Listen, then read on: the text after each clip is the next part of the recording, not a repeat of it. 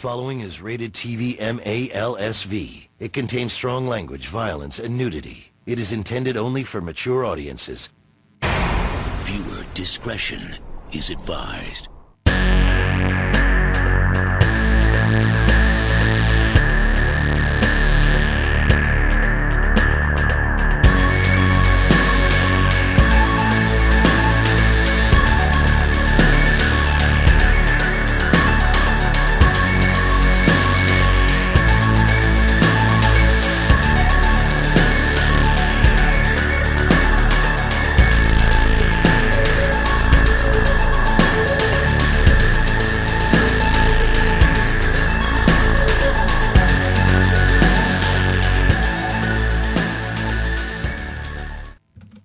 Welcome to Darkroom, where the hidden becomes known. I'm your host, Devious Dave Rose, and today is April 19th, 2019. On this episode, we're discussing more strange events. Thank you for those that have chose to join us here, and I'd like to wish all those that do celebrate a very happy and joyous Easter, as well as a very happy New Year to Buddhists.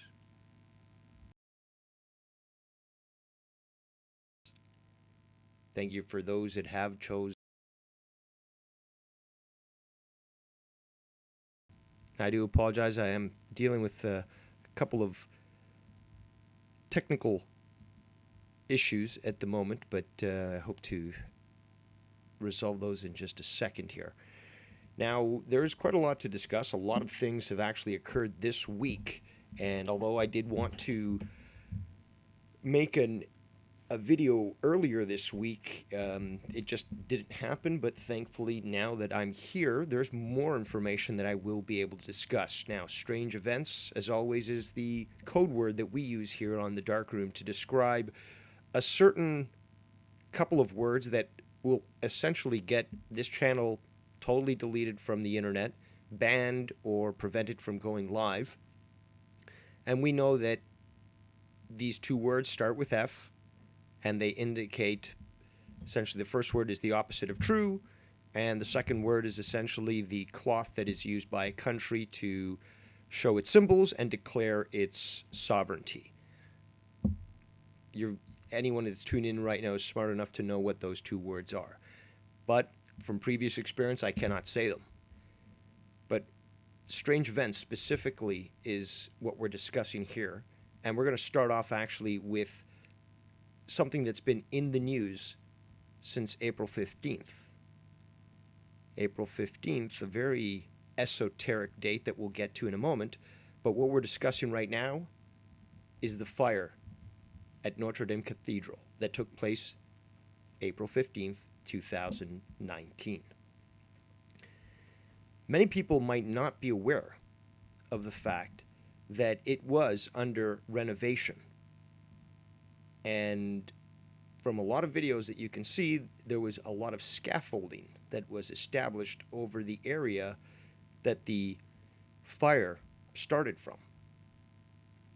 But architects and people working on the whole operation indicate that there was no renovations essentially at the top of the scaffolding, but more into the building. Now, when I initially heard the story, I knew what happened, although I was waiting for the information to fully come out. Anybody that can connect two dots can quickly see that there was more to the story. Now, seeing as this audience is quite adept, quite knowledgeable, we can jump from topic to topic, and I'm specifically referring to that Barracoda in the chat who says the following: "Hey dude, how do you feel about the curse of April 15th? Well, I was going to bring that up in a moment, but because you brought it up now, and because many of you listening are very savvy, let's talk about that. On April 15th, what occurred specifically? Find it interesting that the person in the chat, that Barracuda, calls it the curse. Now, I guess you could, because April 15th is the date that Abraham Lincoln died. It's also the date of the sinking of the Titanic. The Boston Marathon bombings occurred on that date. Obviously, the Notre Dame Cathedral fire occurred on that date. But I've been looking into this, and there's a lot more events that specifically happened on April 15th of symbolic significance. That's the very important thing. There's so much symbolism that goes on with having certain events take place on certain dates. We also have to remember Beltane, the pagan celebration, is coming up May 1st.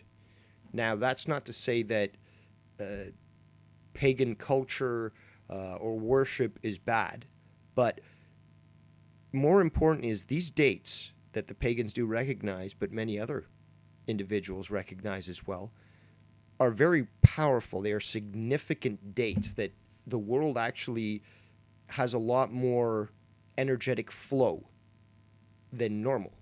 And you'll find a lot of these dates throughout the calendar, and they are recognized by a lot of these ancient cultures that understand the power in times of the year, certain dates, and the cyclical manner that these occur. Now, Beltane is one of them. What is the big aspect of the Beltane celebration? Not funeral pyres per se, but fire pyres. That is to say, bonfires, burning. The whole aspect of the celebration is to welcome in the spring and certain aspects of what comes with that, and to burn old refuge and so forth. And neutrally, that is neutral in the sense that it doesn't necessarily have any negative aspects to it. But when you take a look at those that are, for example, Illuminists, Luciferians, Satanists, they understand these dates. They understand the energy that happens on these dates, and they utilize these dates to conduct their own ceremonies, their own sacrifices. Doesn't matter whether or not we believe this stuff, they do. And they've written a lot of information that basically backs this stuff up, that says, yes, we do believe in this stuff, and that's why we do it.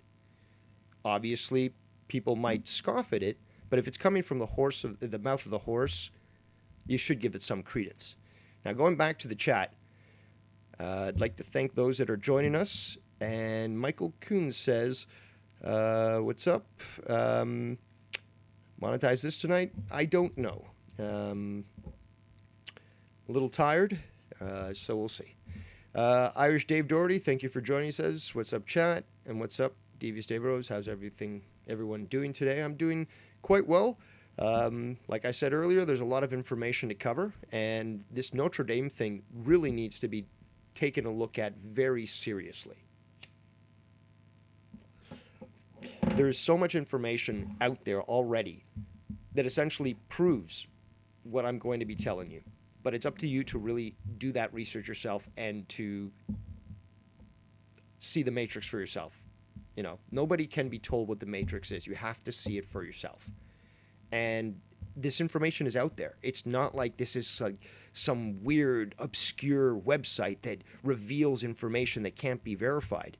We've got mainstream media verifying this, and we've got several different independent sources that don't have any benefit by manipulating the information that are releasing this sort of thing. So let's examine specifically what happened at Notre Dame. April 15th, a fire mysteriously broke out in an area that not only did not have any renovations going on, okay, but also does not fit with the narrative that we were told, essentially while the fire was still burning, that arson had been ruled out. No investigation had actually occurred at that point, and immediately, arson's ruled out.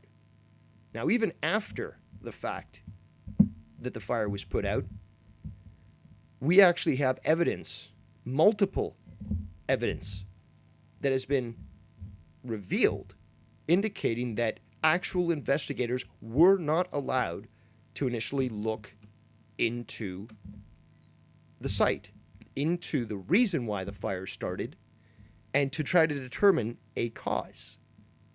So while the fire is still going, you've got them essentially dictating the narrative. They're telling you, oh, we've already ruled out arson. We haven't been able to even investigate yet, but arson's ruled out. Fire is put out, and immediately it's cordoned off, and the investigators, specifically also for insurance purposes, are not allowed to investigate. Now, what does this? And you essentially, within hours of this occurring, what do you have? And I want to show the graphics so that I can talk along here with you. But you have essentially multiple individuals coming out that are donating to the cause, to the rebuilding of the cathedral. And by doing so, what does that allow to do is, what that allows, I should say, is to not require an insurance investigation. So it essentially removes the oversight that would essentially allow for an idea as to what caused it. Now, what did cause it? I can tell you for a fact, and I called this from the very beginning. Because again, I said this in the description of the video, is that once you start to realize how to recognize these patterns, everything is revealed to you. Everything. You'll see it before it happens. Now I'm trying to find this damn image here, and I can't seem to find it. And I hope to God I didn't delete it. But yes, I am an idiot. But there we go. Okay, so let's take a look at this very quickly. And Sam Khan, thank you for joining us as well. Got some a lot of information I think a lot of you are going to really enjoy in a moment. I need to sort of lay this out for you so you understand what's going on and provide the necessary graphics so that you can follow along with what I'm trying to describe.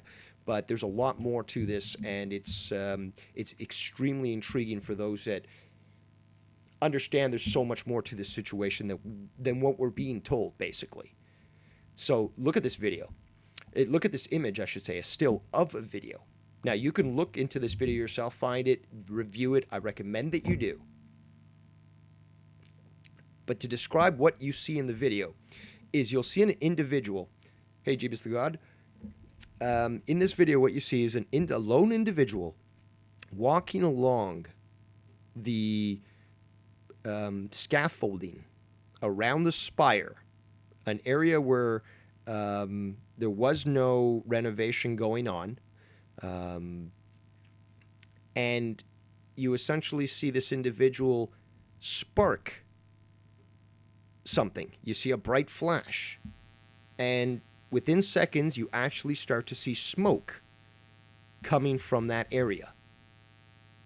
And the smoke immediately starts to engulf that area and spread.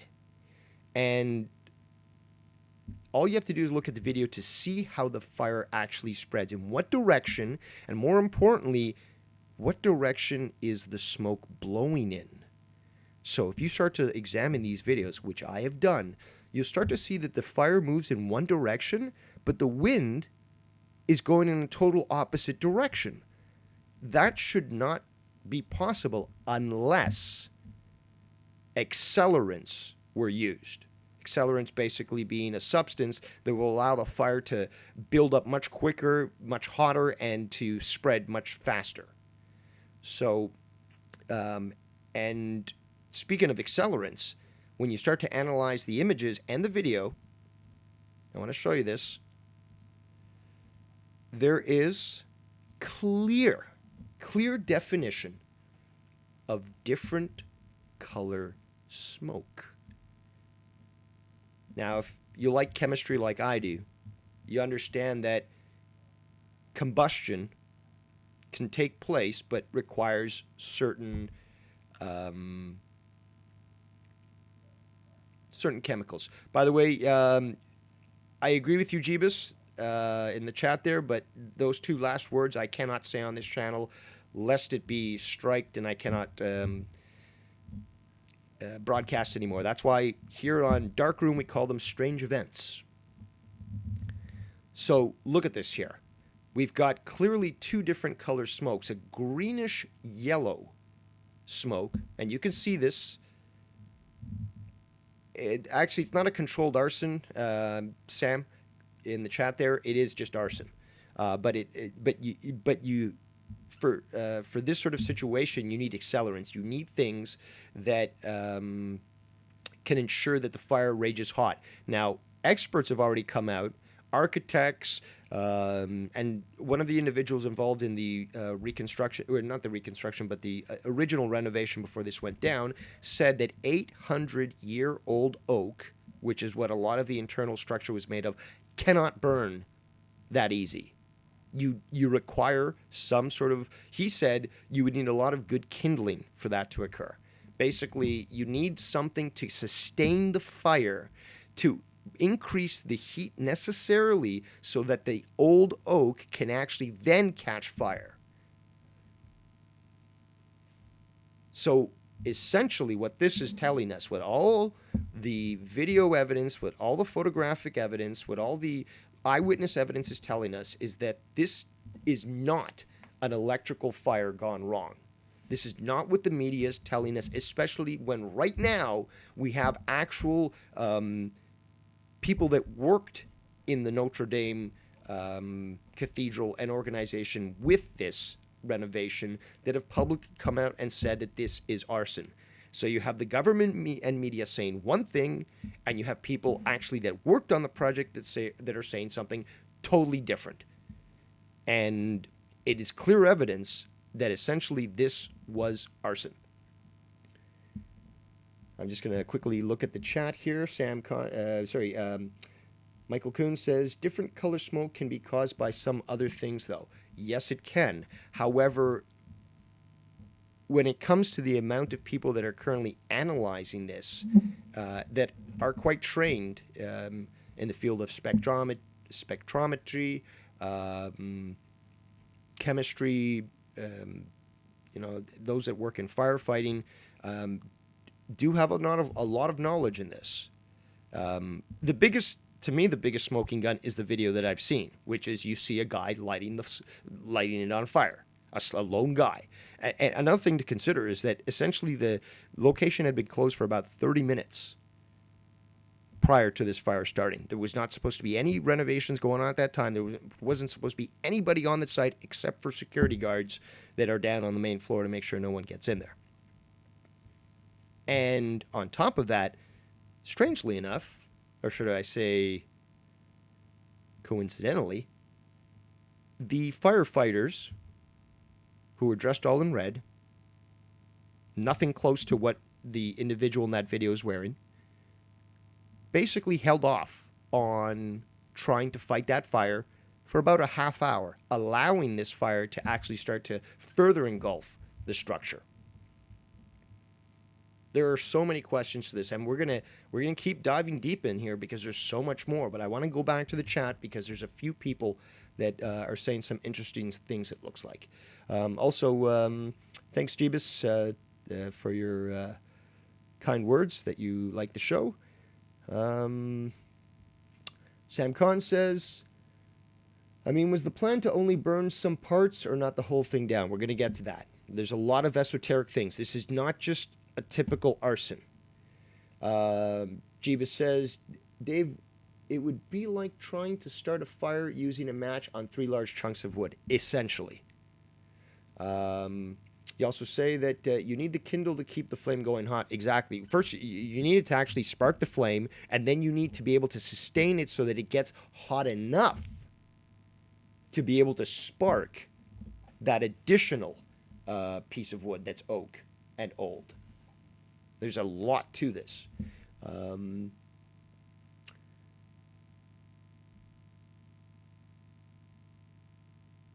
Okay, so yeah, it looks like we got to the end of the relevant comments in the chat. I do remind people to please keep it relevant in the chat. But going back to this instance here,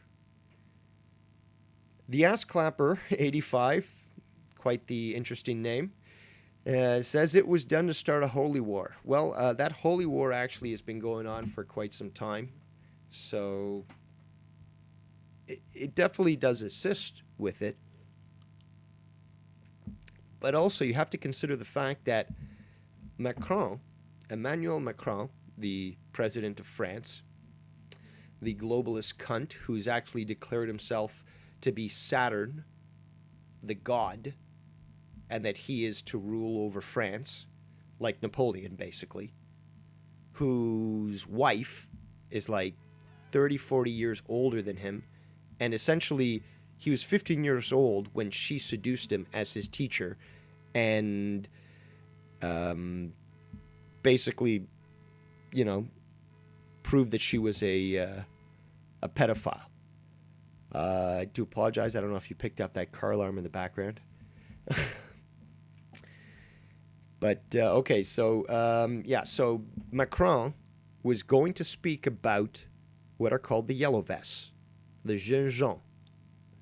Now, I'm not sure if anyone here who's watching right now is aware of who they are, but for the past 28 weeks, they've been having massive rallies of hundreds of thousands of people in the streets of France, of various French cities, to complain and to protest about the insanity that's going on in France right now.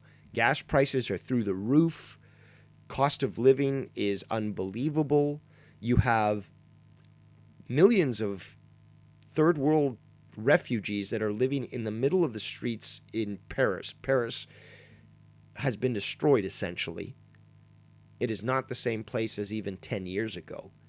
The country's money is getting drained by all this migrant welfare that they're handing out to people that really aren't the cheap labor that they're claiming it to be. They're just there to soak up the social benefits so that they can then become part of the voting bloc to continue to allow these parties to remain in power. France is dying, if not dead already. And this is actually all part of the plan. Now remember, Macron was supposed to speak about the yellow vests the day of this fire. And as soon as this happened, he canceled the State of Union address to his country because of this fire, to later address them about the fire, which allowed him to sort of rally support, because obviously during a national tragedy, and many people in the media are calling this France's 9/11, which I can't really equate exactly, but it is it is a cultural attack, essentially. Now I lost my train of thought. 9/11, yeah, they're calling it the 9/11. Okay, I can't remember. But let's move on, because now it's really important to see who benefits and why. Now, I'm not sure if people out there listening right now have ever seen this movie. If you haven't, I honestly recommend that you check out. And now, before we move on this, Michael Kuhn says, the Yellow Vests haven't gotten media attention since their first week of protesting. The media wants you to forget about them. Absolutely. Why? Because they're bringing up valid points, especially about the migration that is unprecedented migration that's going into Europe. And essentially, it is made to destroy the economic system, and people are rightfully complaining, but the globalists don't want that. So obviously the media corporations are not going to cover these massive stories where you've got 500,000 people in the streets complaining about something that, like the French are just about ready to go into a revolution for. And by the way, the military and the police have already been authorized to use lethal force against protesters in the streets with machine guns, actual fully automatic machine guns. At least, to my knowledge, at least 30? I think it's more because it's just been hard to keep up with this, but at least 30 people have been killed during the problems in France. And, you know, it's not the protesters killing themselves. Okay, we're talking deep state forces as well as, law enforcement or military are the ones taking these people out. So the movie I, Pet Goat 2 is a very interesting movie. And if you haven't seen it, I recommend that you do because there's huge amounts of symbolism there. Now, it is a form of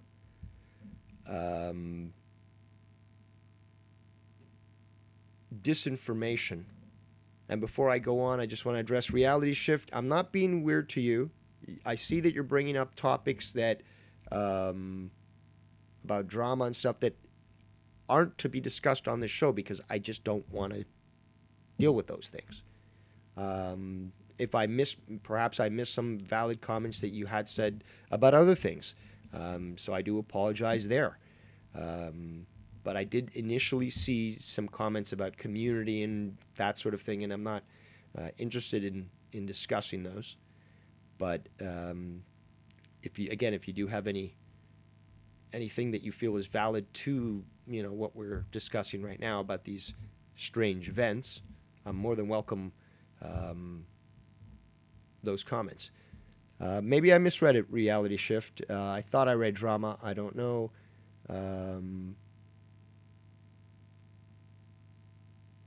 Okay, you said, and honestly, the community is so toxic, I just don't care. I lost all interest. Okay, I'm sure that's, valid. Not questioning that. It's just that, it's that sort of the thing is not something I want to discuss on the show. And again, I apologize. I skimmed through the comments that you made. I thought you said drama. You didn't, so I apologize, okay? What I'm trying to get to, I think, is extremely important because it relates to what I've been trying to build up here, is this animated video, I, Pet Goat 2, is a form of misinformation in the sense that they're not telling you the exact truth. They're trying to spin certain things and send you a certain way, but the arrogance of the elite is, and more importantly, the necessity for them to be able to successfully invoke their spells is to have to show it to you. This is how they operate, and this is what they say, not what I say. So,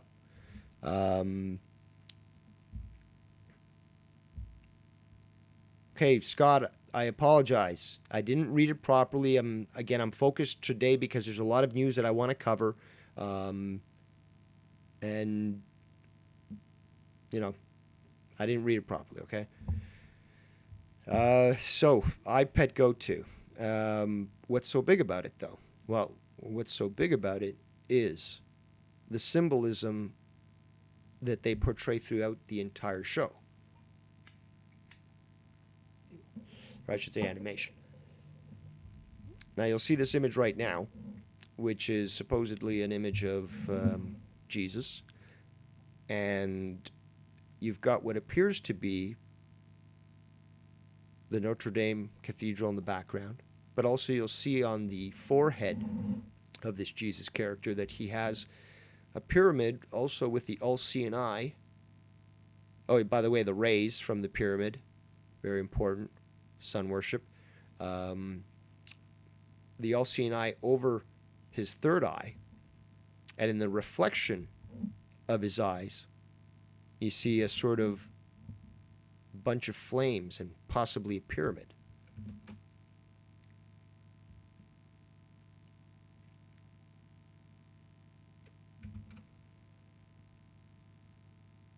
Now, there's more to this, actually. Because in this same video, what do you see? You essentially see the spire of the Notre Dame Cathedral collapse, just as we witnessed on television.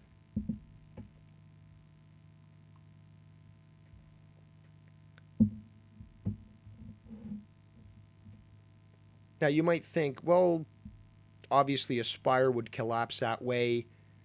You know, this isn't necessarily something that has a direct connection. And you'd be valid to be skeptical.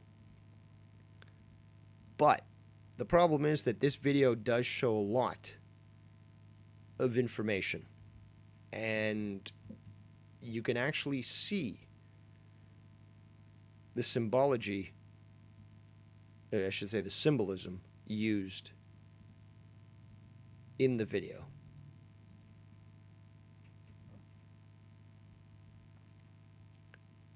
And it did have a lot of 9/11 symbolism as well. Sam Khan, I can't remember exactly when this movie was made. It was made at least 3 years ago. If you give me 1 second here, I'm just going to look it up for you. But let's see here. iPad code 2. Made in, oh wow, 2012. So it's been a while. And I remember seeing this. It's actually quite interesting to see. It's a Canadian animated short. Very interesting. I remember seeing it for a while. And you got to be able to recognize the misinformation for what's between the lines and what they're trying to tell you as well. So it shouldn't be immediately fully swallowed and accepted. It has to be picked apart piece by piece.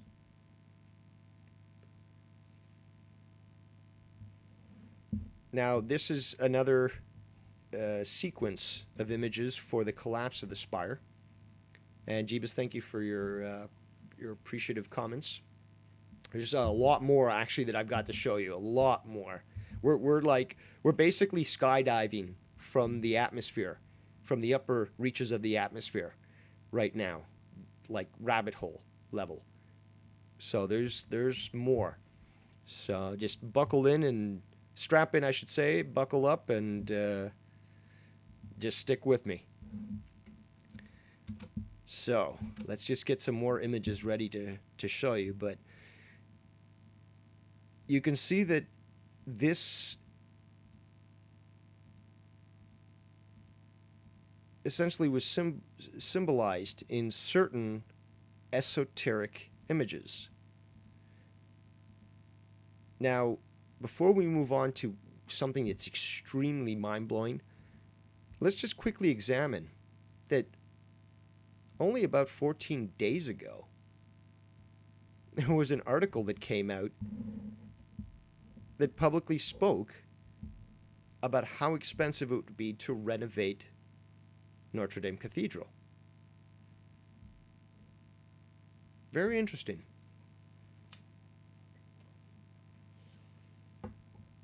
By the way, for those paying attention, you may have noticed some similar articles in American newspapers prior to 9/11 warning about Osama bin Laden attacking the United States. The media is in the know. The media is part of Project Mockingbird.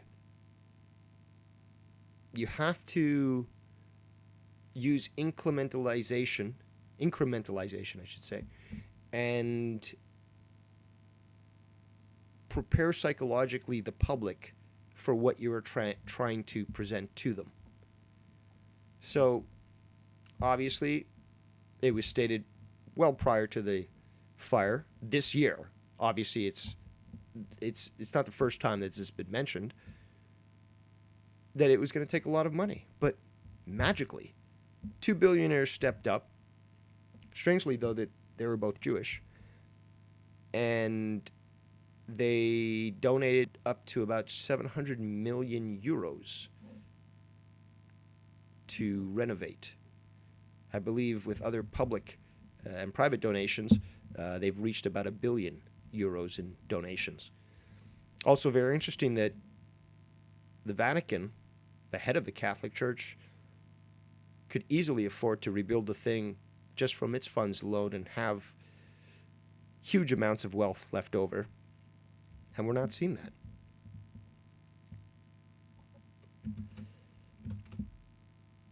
But we've got to take a look again of the April 15th curse as that Barracuda guy, or that Barracuda. said in the chat, what else happened that day? Well, this will probably blow your mind because obviously it's not being covered.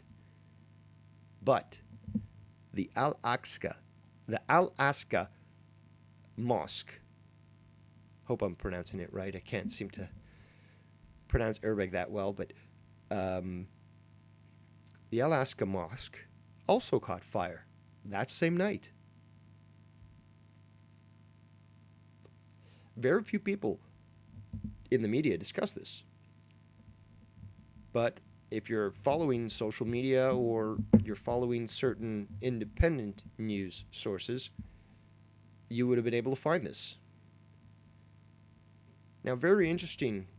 Again, symbolism is very, very interesting because it tells you a lot. And we also had, I believe it was Jeebus that was saying that this was a... just trying to find his comment here. Was it crusade that you said? Trying to find the exact wording that you said, but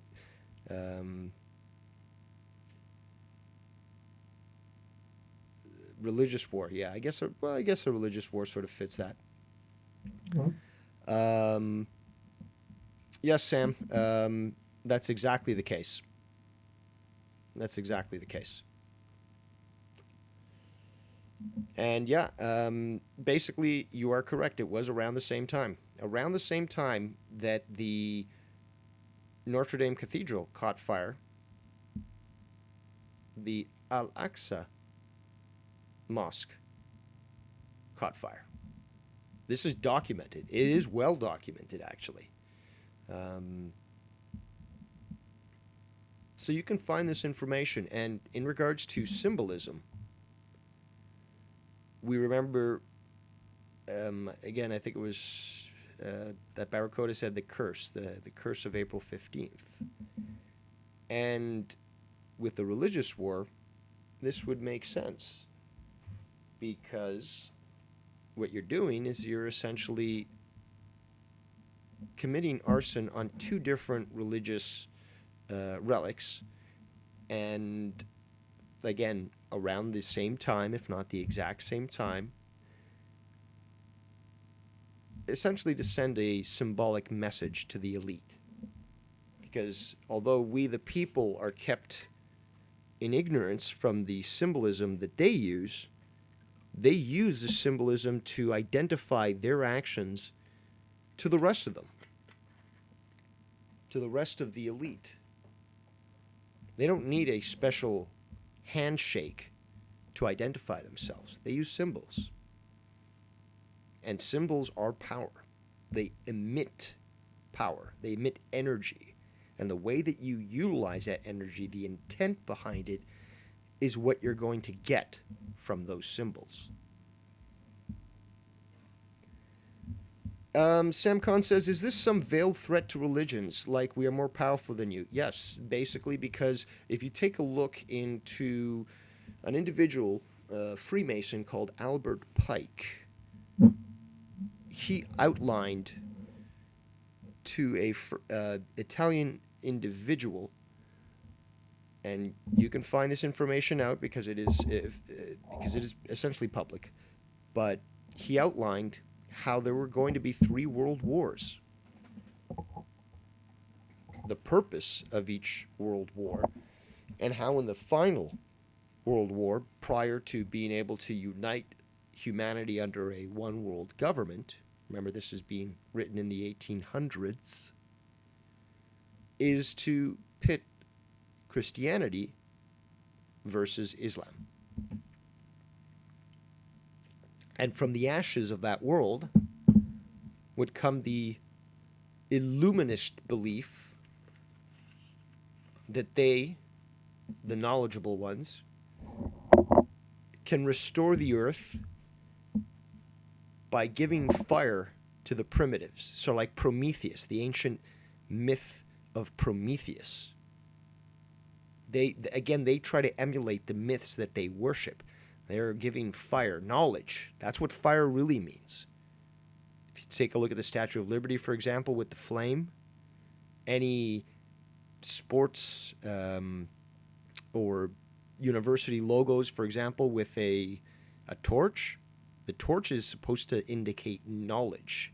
It is taken from the myth of Prometheus, that a god betrayed the rest of the other gods and gave knowledge to man, gave fire to man. And once you are able to identify this symbolism and what they use it for and what their intentions are, or I should say, what they use it for, you see what their intentions are. You actually start to see it before it happens. You start to see what their plan is and how they're setting it up. And a very simple example would be if you take a look that basically after 1994-95, essentially about the time that Bill Clinton got reelected, it was a little bit before then, the story about Osama bin Laden being the primary threat to the United States started to get pushed very hard in the media, as well as the story of Iraq being a den for weapons of mass destruction. And you see it happen well prior to the event because it needs to prepare the audience to accept it.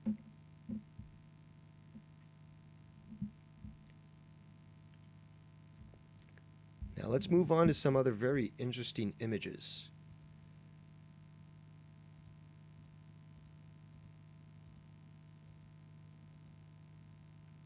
Now, many people don't know, but there's been a rash of attacks on mosques in France, on cathedrals in France, basically over the past 2 years, 3 years. Now, over the last year, 875 churches have been vandalized or attacked. And these are just some examples of some of them that have been desecrated in the past 4 months.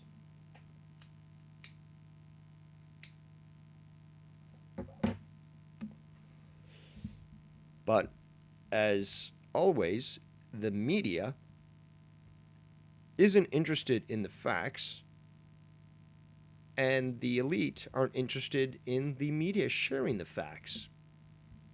Because if you take a look at what's been going on in the media, you start to see that they're trying to ignore the fact that this is happening and then claim that they don't know why it's happening. Well, when you invite third world cultures into your country, ones that have no interest in assimilating and would rather bring the shit of their countries to your country, you're going to get this result.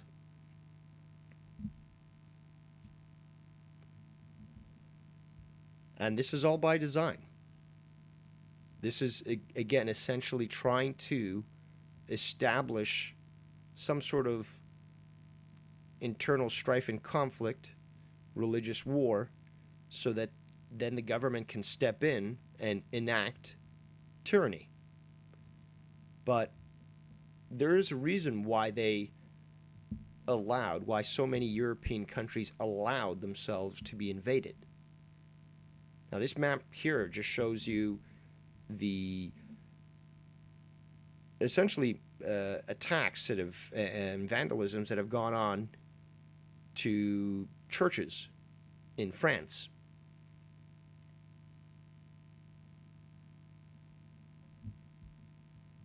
So it's quite clear that the authorities are well aware of what's going on and have basically chosen for this to occur.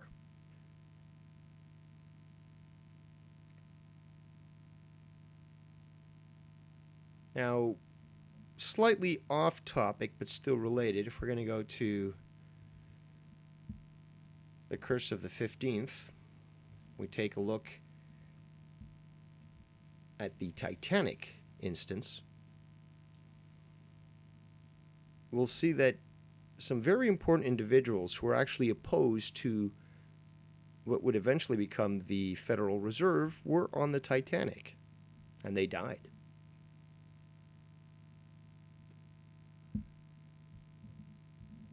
There's a lot of information that should be researched when it comes to the Titanic. Don't accept what you're being told, because there's a lot more to the story. So hopefully with that amount of information in regards to what happened in Paris, you start to see that there's a lot more to the story than what we're being told. Now, it seems very... another thing that needs to be understood is that not only have multiple Islamic terrorist organizations declared Notre Dame to be another targeted site, but you had videos showing Muslims in France that were cheering for this fire. It seems almost 100% certain that the individual that started this fire, again, may have been yet another Muslim enacting what is ordered in the Quran and attacked this. But more importantly is that the French authorities were aware of this and allowed it to happen. Again, a strange event, again, the code word, strange event doesn't necessarily have to mean that everyone that's involved in the situation is aware of what's going on.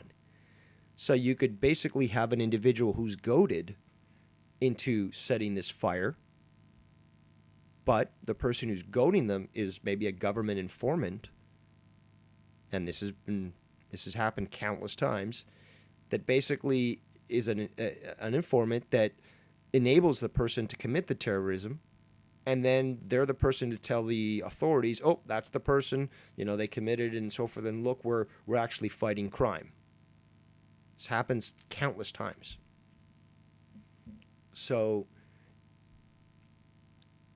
despite the fact that we probably know the identity or the ethnicity of the arsonists, we also know that this was allowed to happen. And more importantly, it seems like it was predicted. It was essentially desired and prophesized. So don't necessarily look at the puppets, but look at the puppet masters. Look who benefits. Qui bono.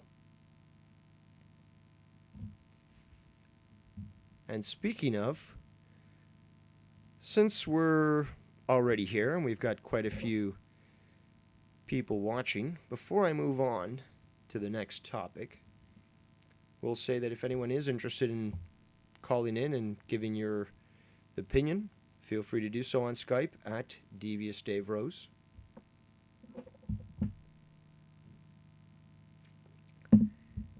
And Jeebus in the chat says so many similarities as 9/11.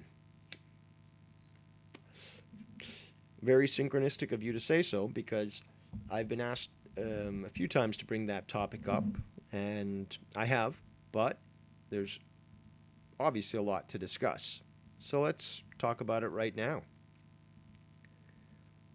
You may have heard me speak in the past about how this was an event that is not what we're told. It is, in fact, a strange event. And I've shown you evidence that the building, that at least the World Trade Center's Towers 1 and 2 were not the buildings that we were told they were. At least in the sense of their internal structures. And there's also a lot of predictive programming that has gone on with 9/11. The media, again, part of Project Mockingbird, has a job to do. It's not just predictive programming, which we'll see in the images coming up. but it is to use their TV programming. Again, there's a reason for that word. To program, to enact their spells onto the populace. So if you look at this, for example, you'll see that multiple pieces of media showed attacks on the Twin Towers and even referenced the numbers 9/11. Now, the Supertramp album in the upper right-hand corner, that's actually flipped backwards in a mirror. But you'll see that the numbers 9/11 appear right over the towers.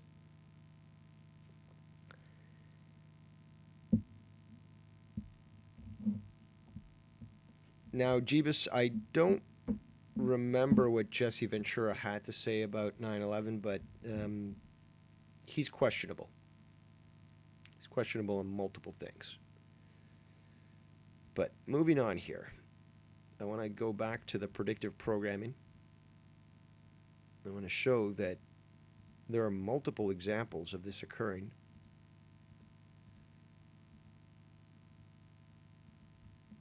And that this is a clear indication that people were aware of this. Aaron Russo, for example, not sure if anyone is aware who that is,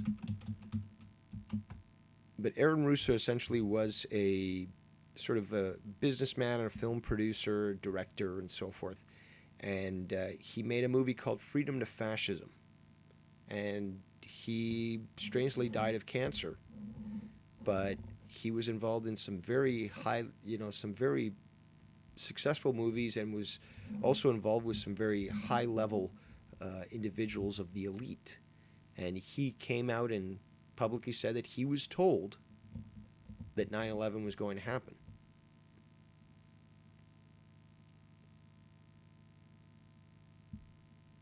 That's right, Jeebus. Dave, TV programming just like that Piper movie, They Live. Absolutely. And that's another thing, that movie, many people don't know, was removed from theaters prematurely, wasn't given a good release date, and was removed early, but it became a cult classic because people recognized it for what it was. But the elite did not like that the message was so blatant in the movie that they couldn't have it shown. So let's find some more images to blow your minds.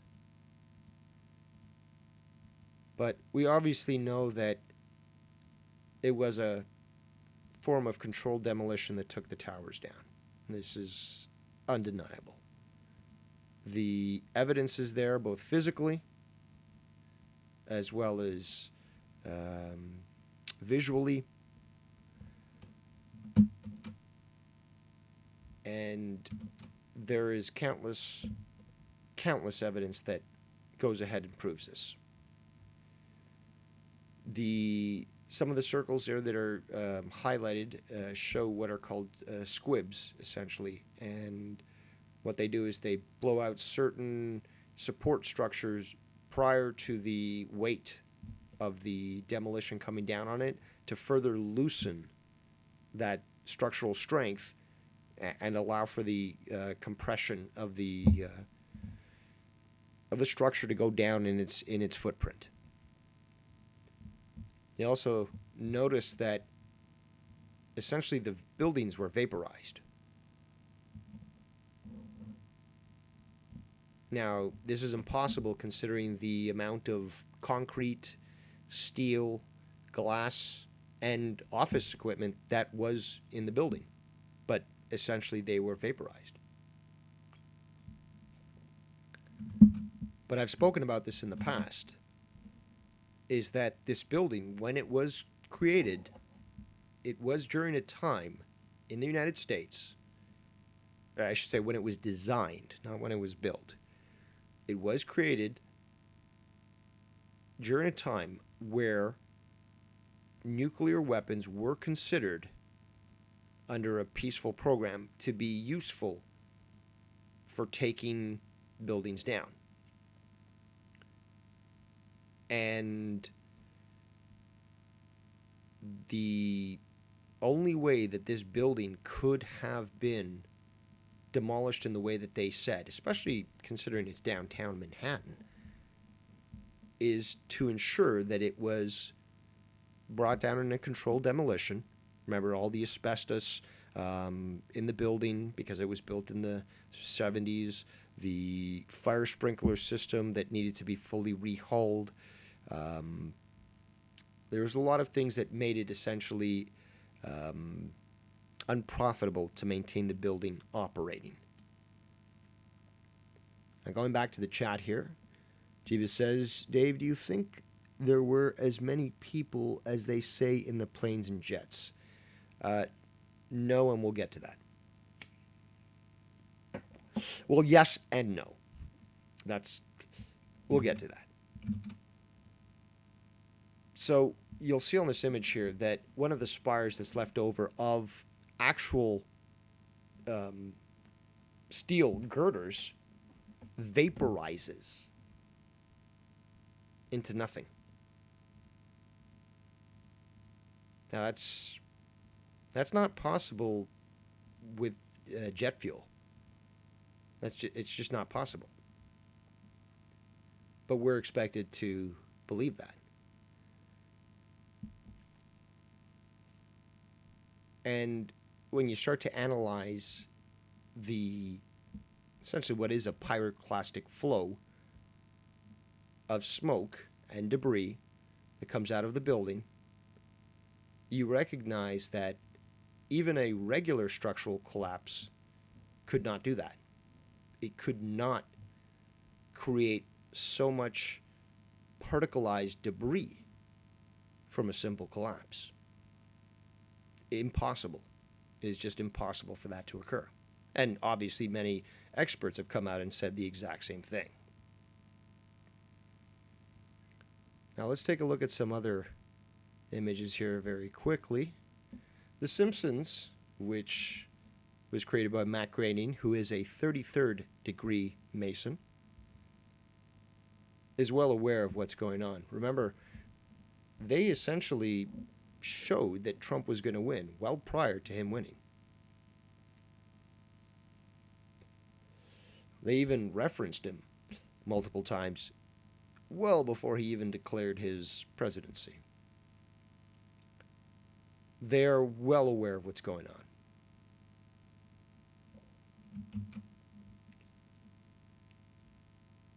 Moving on here.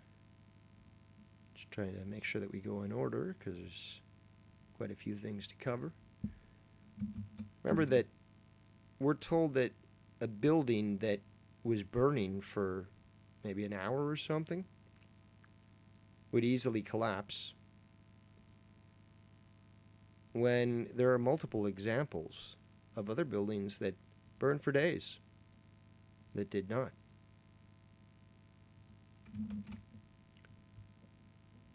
They tell us what they're doing. Predictive programming. They show us, like this image from The Matrix, where the passport of Neo is shown, and his birthday is September 11th, 2001.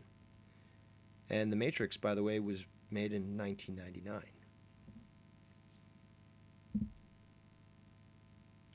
As we discussed earlier, clearly it was a controlled demolition.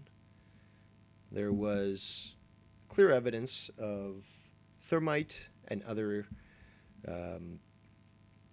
cutting methods that were used. And again, when you take a look and you understand what needs to be done to be able to bring down such a large building, and understanding what the structure was built of, you know that it's not as easy as crashing a plane into a building. You need a little bit of help when it comes to that. And that help comes in the form of controlled demolition.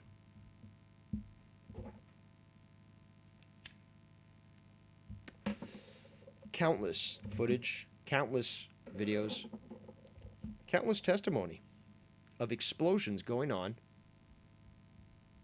while the buildings were collapsing, and actually prior to the buildings collapsing. Jeebus, Building 6 is another story altogether. Although it did get hit with some debris, it also came down quite perfectly into its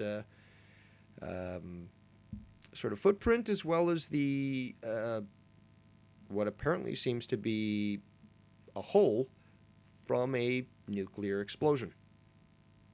That's Building 7, Jeebus. The Goldstein, I believe, Larry Goldstein, owner of Building 7, on video admitted that he ordered the firefighters to pull it. You can't pull a building that isn't prepared to be brought down. You can't. It doesn't work that way. To pull something means that it's already established to have the necessary explosives to be pulled. Do you understand? It's insane that so soon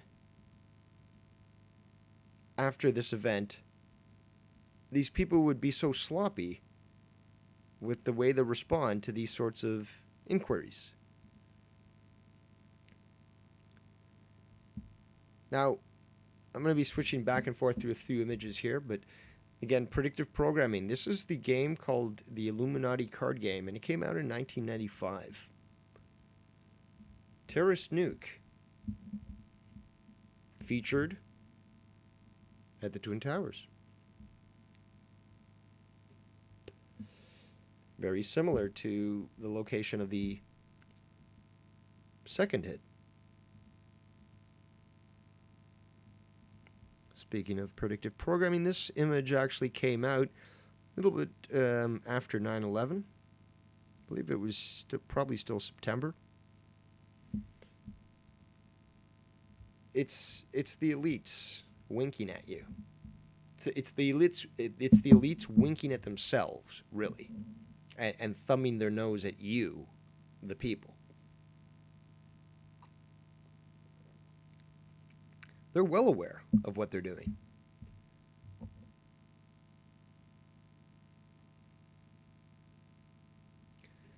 Oh, Jeebus, how do I explain the lady on the news saying the building collapsed minutes before the building fell?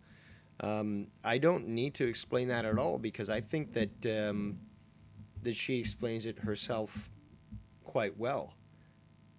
She basically is unaware that this is occurring. So as she makes this report live on television on the BBC, talking about the attack, you see World Trade Center 7 in the background, as she reports that it had already collapsed. Very interesting. And it was about 26 minutes, as this image shows.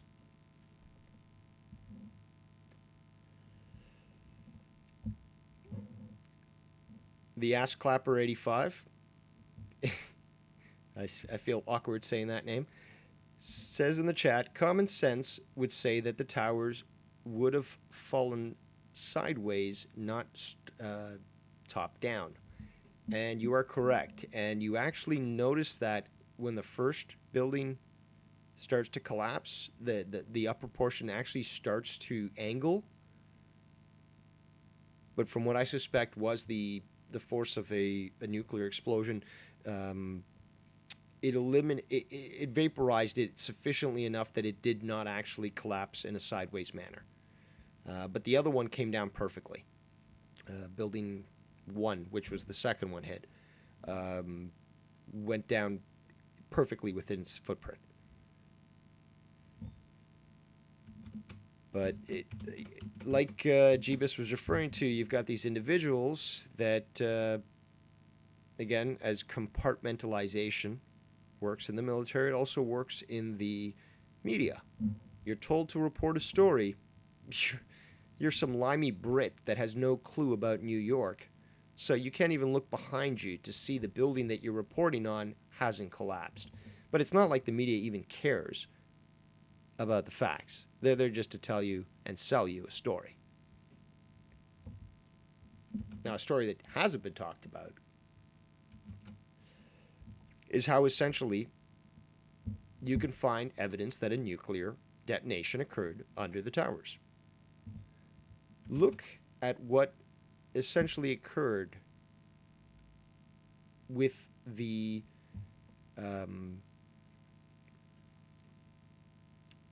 stone that was underneath the towers, essentially the bedrock. You don't get these patterns from jet fuel.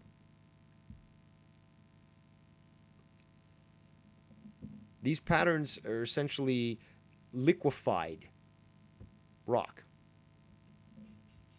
And liquefied rock can only occur with extremely high temperatures. Now, there aren't any volcanoes underneath the World Trade Center site. So you know for a fact that clearly this had enough energy to do this. But before we go on, I'm just going to go back to the chat. Jiva says, do you remember the lobby was blown out somehow? The towers were up near the top. The janitor saw a guy from the basement and his skin falling off. Yeah, the explosion in the basement actually happened prior to the hit of the, in quotations, plane. About 5-10 seconds prior. And there's audio evidence that proves this as well. So, again, the floor apparently in the basement jumped upwards. So this individual that had his skin falling off was apparently in that primary explosion before the secondary ones went off. Jeebus also says something was happening at the bottom of the building, would you say? Some would say, yes, absolutely it was. That's where essentially they started to destabilize the structure to allow for it to come down. Sam Khan says, didn't some of the hijacker passports miraculously survive? That's what we're told by the FBI. Anyone knows that apparently... You know, come on, Sam. Everyone knows that jet fuel is enough to burn, steel beams, but, not enough to burn passports. I mean, everyone knows that, right? I mean, CNN told me. That's what CNN told me. But going back serious a bit here, just as an image that I want to show quickly here before addressing more so what Sam Khan was saying. Basically, there was multiple incidences that were discovered, and that's why it's so important to follow these events as soon as they happen, because then you start to notice the spin that happens afterwards.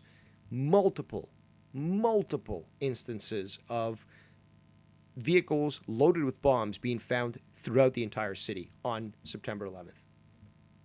Multiple. So that's something that people need to keep in mind, because this was just much more than what we're told.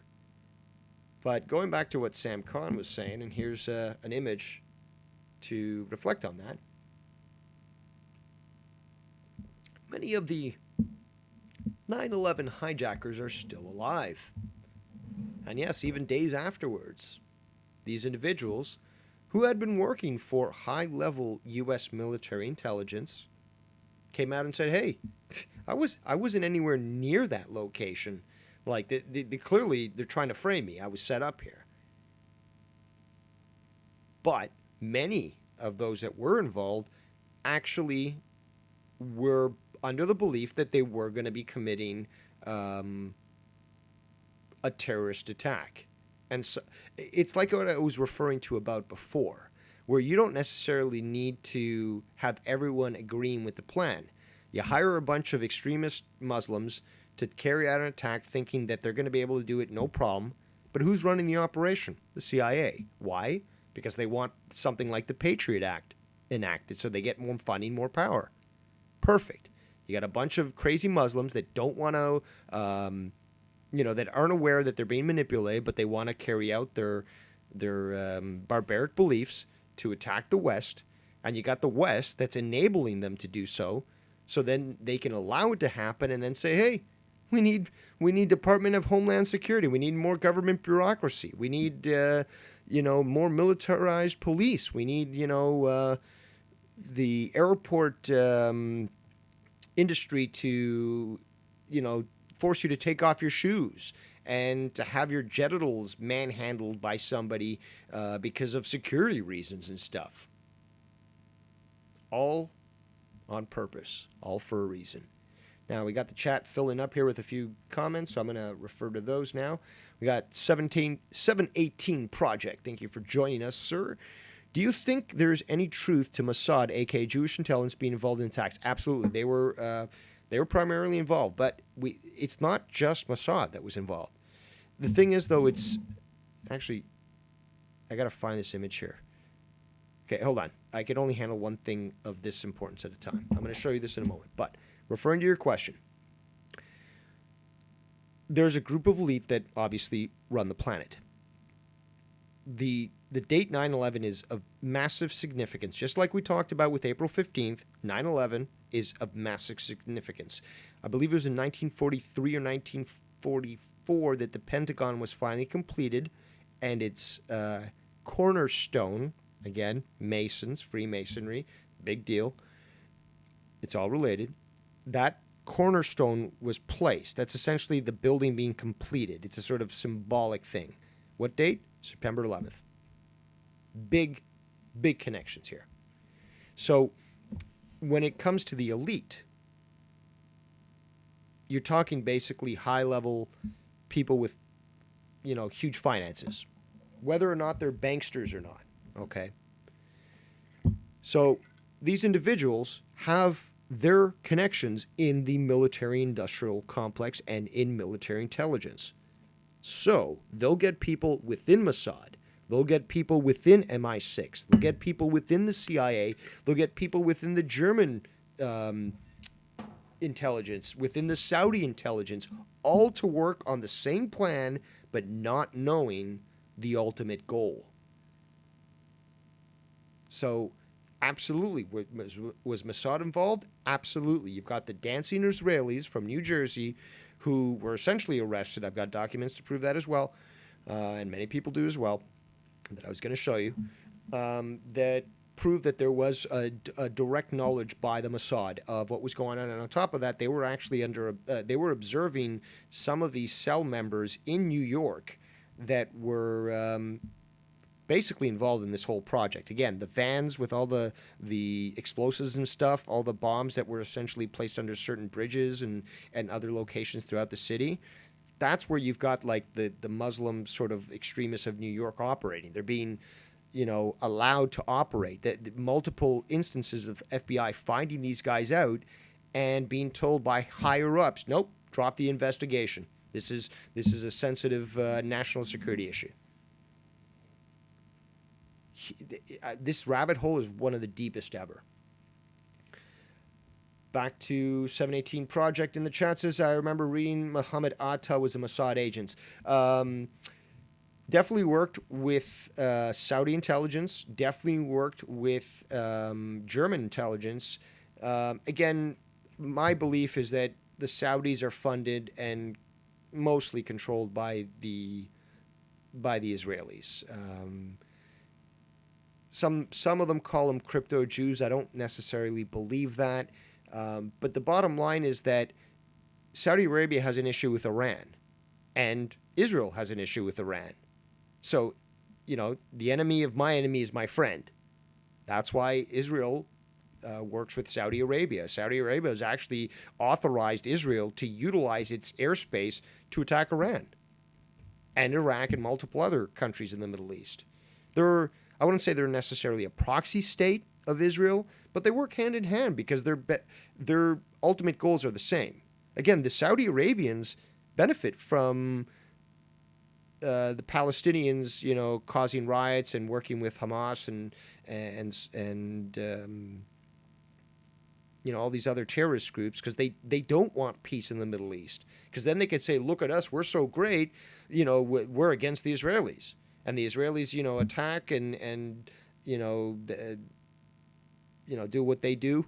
And, there's more reason for, like, it's called balkanization. It's what they did in Iraq. It's what they did in the Balkans. Serbia, the whole Serbian war thing was on purpose, to basically splinter up amongst ethnic groups. That's the exact same thing that was planned for Iraq. We have the Project of the New American Century saying exactly that's what they wanted to do. You have white papers from Assad saying, from the Israeli Knesset, which is their parliament. You have intelligence groups. But it's not just the Israelis that want this. It's the Americans that want this. It's the French, the British, the Germans, the Canadians, the Australians. I mean, but in the end, who's funding both sides?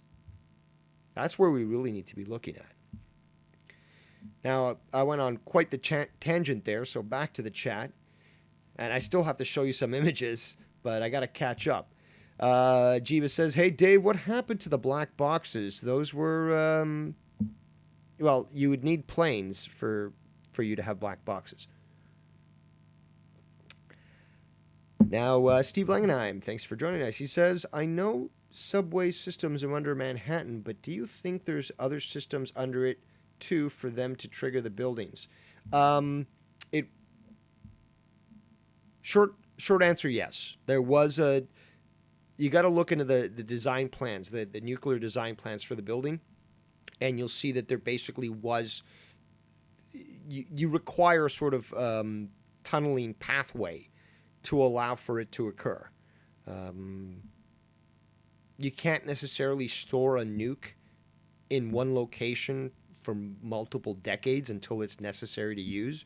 You have to make sure that it's fresh and ready to prime, and you have to be able to insert that into the building. We'll be getting to that in a bit. Sam Khan says, Dave, how many different countries do you feel were involved in this? You can't say that, though. You can't say how many countries, because it's not the countries that are involved. Just because people within Mossad that belongs to Israel are working on this project doesn't mean Israel's involved. Just like it doesn't mean people that are working in German intelligence that were involved in this project means that Germany's involved. Again, if we look back at the image that I was showing you earlier about the sort of brainwashing, the predictive programming that goes into establishing this event into the psyche prior to it happening, you clearly see that it's not just one country. It's not just one ethnicity. It's not just one group.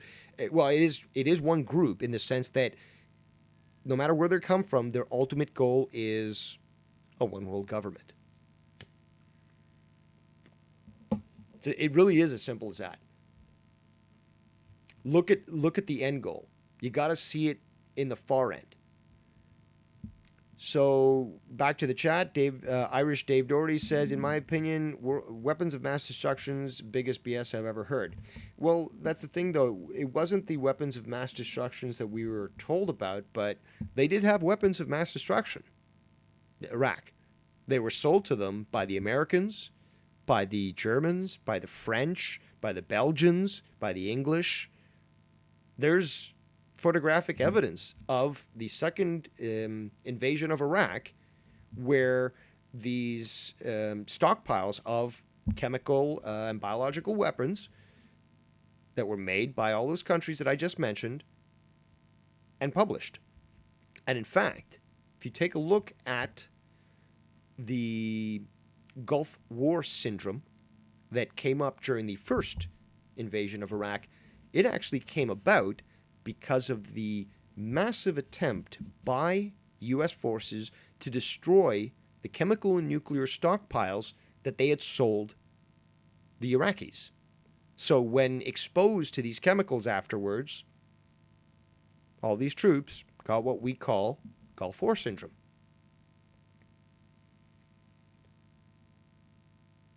Back to the chat. Yeah, Sam Khan, it never was about oil.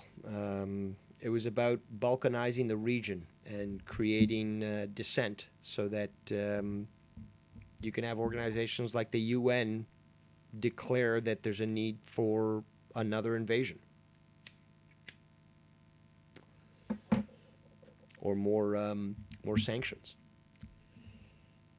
We got Irish Dave Doherty says, this is just crazy shit, and the people that signed up for the military after 9/11, yes, it's sad that that essentially this event was used to recruit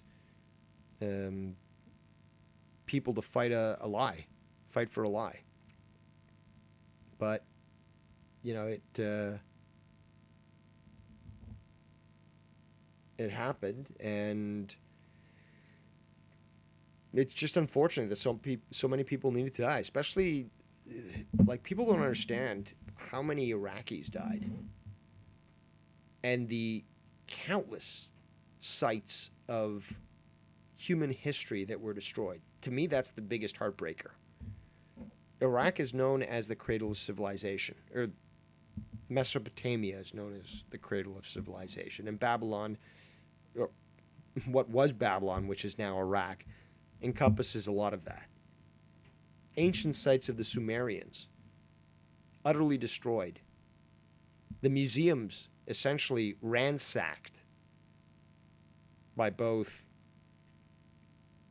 treasure seekers as well as by military. Not just Americans, because there was a lot of people involved in the invasion of Iraq. Ransacked. History of humanity basically destroyed or hidden.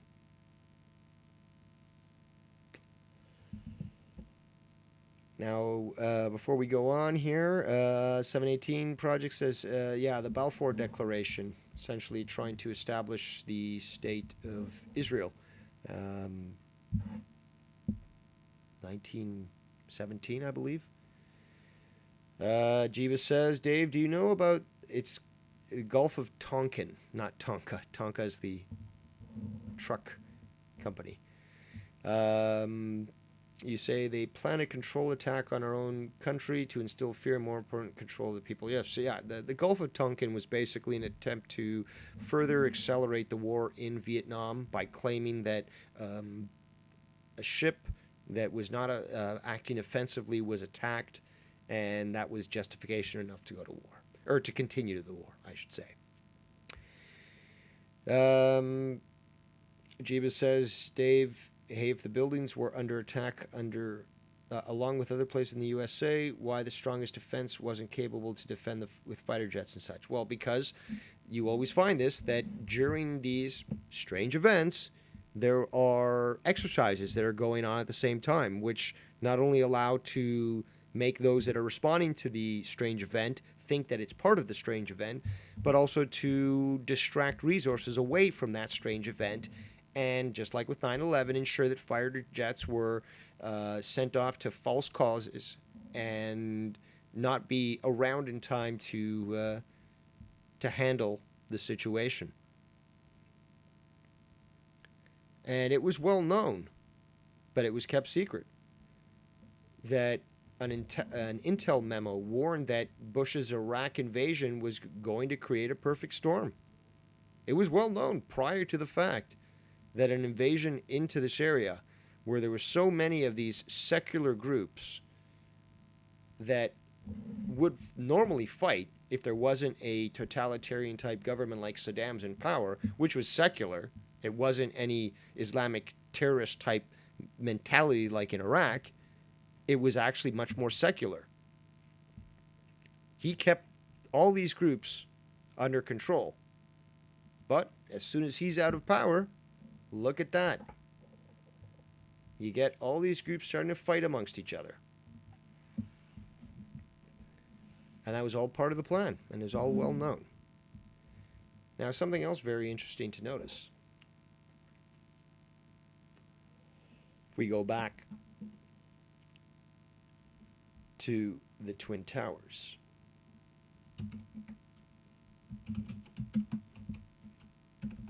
or as the Freemasons like to say, Boaz and Yakin, because that's the reason why they were set up as Twin Towers. Big Freemasonic symbology. You see here that in these areas of the tower, strangely enough, is where these attacks took place. Yes, Jeebus, bin Laden was just a patsy. He was, again, he outlived his usefulness. He used to work for the CIA. Then he started working with the Taliban. Outlived his usefulness. He was killed probably around, I think it was October, November 2001. And for years afterwards, you would continue to hear reports that he had been killed. And only when Obama's approval rate was really sinking did they come out with that fake video to say, we got him. And there's the video and photograph out of supposedly Obama's team in the White House looking at a video of the assassination team. And the assassination team wasn't live streaming. And that was just a photo op to make it look like they were actually witnessing that event.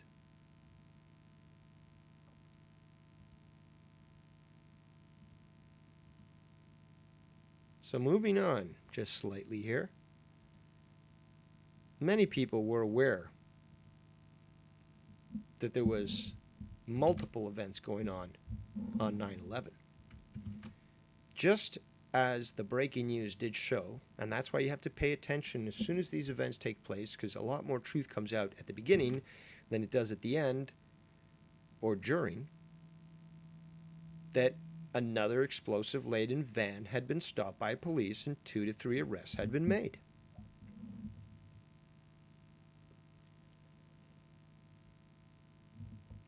$718 Project in the chat says they did the same thing to Gaddafi in Libya as soon as he decided to become independent of the IMF and the EU. They created a coup d'etat and took their abundant natural resources. Absolutely. He also had one of the biggest gold gold stockpiles in the world, and had wanted to move away from the petrodollar.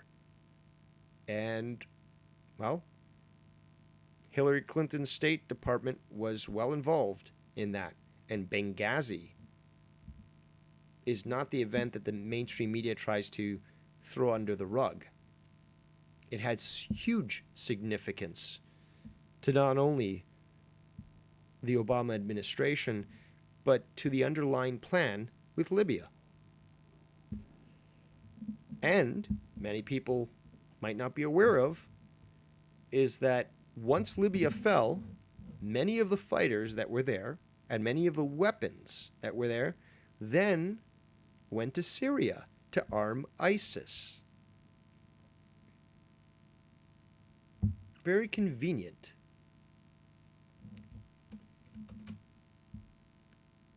Moving on with the images here, let's look at the Pentagon. By the way, the Pentagon, 5-sided structure. Create a star from the points. It's a pentagram. Very interesting image that we see. Really only 4 screens, but I want to ask you a question, and you can't really see it very well in this image here. But the date actually shows September 12th, not September 11th. Why? Why would it be that the video that you request of a certain date, a site that essentially is covered by cameras doesn't catch this image properly and gives the wrong date on the image that is provided. Now, I'm going to be showing you a lot of images here in regards to the Pentagon, so bear with me here.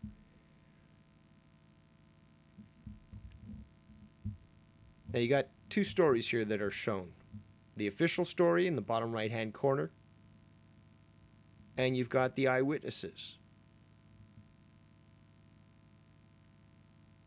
Two totally different tales.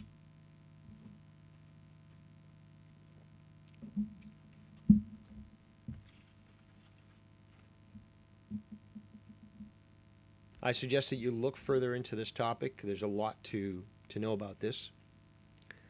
But the Pentagon in itself is a very interesting aspect of the whole 9/11 narrative. And there are things that are not being talked about when it comes to the Pentagon. Like this, for example. This is what was found at the Pentagon.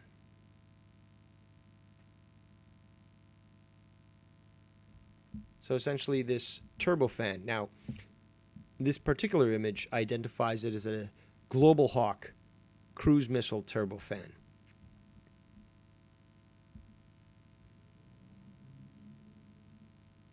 It could have been one of many things, but what we know for a fact, absolutely and undoubtedly, is that it was not a passenger plane. We know that for a fact.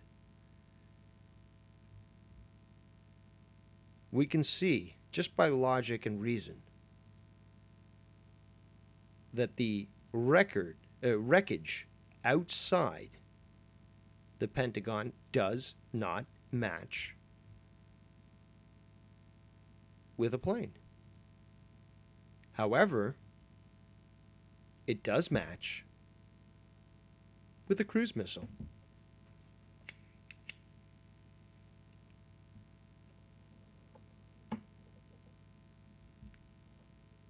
Now, this image that I'm showing right now is a USAF ALCM, Air Launch Cruise Missile. Notice the shape. Notice its look. You see it far away. You might even consider it a plane. And from the few still images that we get, we can't really seem to make it out. Although we can definitely tell that it isn't the plane that we were told it was. Now, although the image that I'm showing you right now is a photoshopped image, look how easy it would be to convince an eyewitness that what crashed into an object was in fact a plane. Simple paint job, considering also the speed of a cruise missile. You don't have enough time to really identify what you're seeing. But when you understand what happens when a regular plane interacts with debris, you start to see that what you're told is totally and factually incorrect. Planes are much more delicate than people think they are. Something as small as a bird can essentially cause a plane to crash. And knowing how the World Trade Center buildings were built, there's no chance in hell that they could have caused the damage that we're being told they did. But I'll tell you what could do that sort of damage.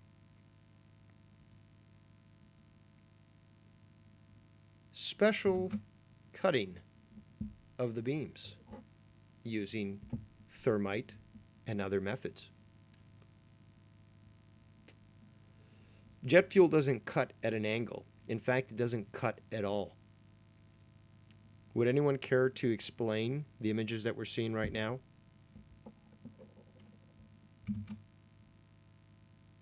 What about this one? Building 6. Although it was hit by some debris, you see a very large crater. A crater very close to the main buildings.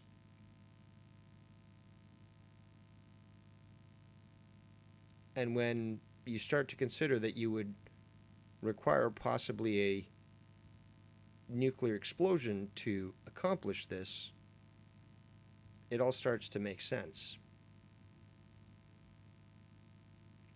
Now let's quickly swing into who and why.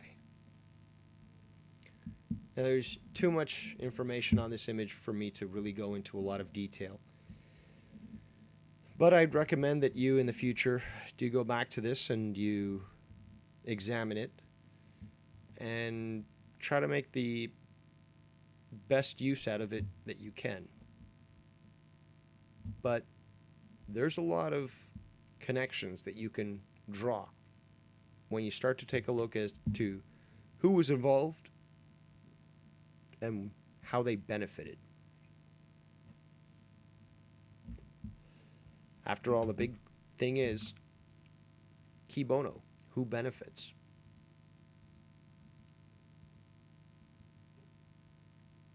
And also take a look into how quickly the evidence of the crime was wiped away, was swept under the rug. So for example, with this image, 1 week before September 11th, the Zim company, shipping company, broke its lease that it had held for 30 years and moved out of the World Trade Center. And Zim is half owned by the Rothschilds. There's also several Israeli telecommunication companies located in the World Trade Center that had advised their employees to not attend work that day. This is all documented. Makes you question these sorts of things.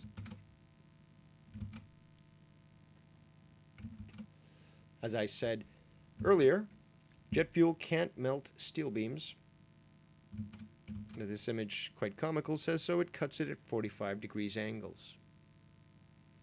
45 degree angles. Something to consider. Also something to consider, once you start to recognize what to look for, is look at the way that the second plane entered the building.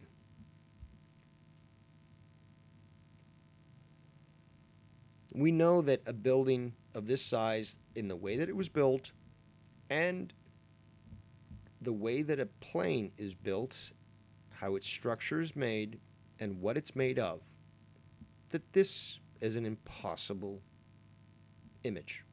It's not going to be absorbed into the building. It's going to immediately start to splinter and break apart. Those two engines would have probably bounced off the exterior, exploded, and fallen down onto the streets. But they magically just entered the building. Truth be told, and this is a question that was actually asked earlier, is that it's very probable that those that did board the planes on that date were rerouted to a CIA-controlled hangar. I believe it was Logan Airport, where they disembarked, then made these supposed calls like they were on the plane, and these calls were essentially then leaked out to the media as if they were broadcast from the plane. Now, remember also that each of the 4 planes that were supposedly hijacked didn't have a full complement of passengers. They were all like basically a quarter empty. but you combine the passengers of all 4 planes, and you would have been able to fill one plane up. There are many individuals that actually, apparently, on these pre-recorded audio clips, phone clips that supposedly aired while they were in the air on the planes, where you can actually hear an attempt by the individual speaking to drop some hints that what they're saying is not true, that they're actually being held against their will. And unfortunately, it seems very possible, I should say probable, at least from the research that I've done, that these individuals were essentially brought into one of these CIA hangars, forced to do these audio clips, and then executed. There is ample evidence of essentially one of these passenger planes flying out towards the Atlantic a little bit before the signal was sent to bring down all aircraft and to stop all flights over America. It's possible that those bodies were then essentially dropped off over the Atlantic Ocean and disposed of in that manner. There's also a lot of evidence that points towards many of the individuals that were on those planes as actually working for CIA front companies. And as is very common with the CIA, when an individual needs to be utilized as a martyr of some sort, they will supposedly kill this individual off, give them a new identity, and that individual goes to some other field office somewhere halfway around the world where they will never be recognized. So there does seem to be a big involvement of the deep state in regards to those that were involved, both passengers and supposed terrorists. But since this is something that many people in the know have been aware of for quite a long time, you actually see it featured in the Sign of the Beast. The fiat currency that uses usury on us. Now, some people might scoff at this, but when you understand that money is a form of control, and the symbols that are used in this money are meant to enforce esoteric control over individuals, you'll start to understand why they would embed these images and these symbols into money specifically.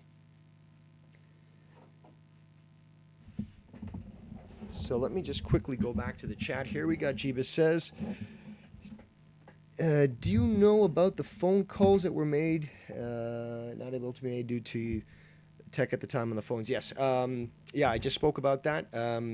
At the time these phone calls were made, the technology did not exist to allow planes to transmit the necessary data, or information, I should say, to allow for a real-time cellular phone communication. It did not exist at that point, and they actually proved it.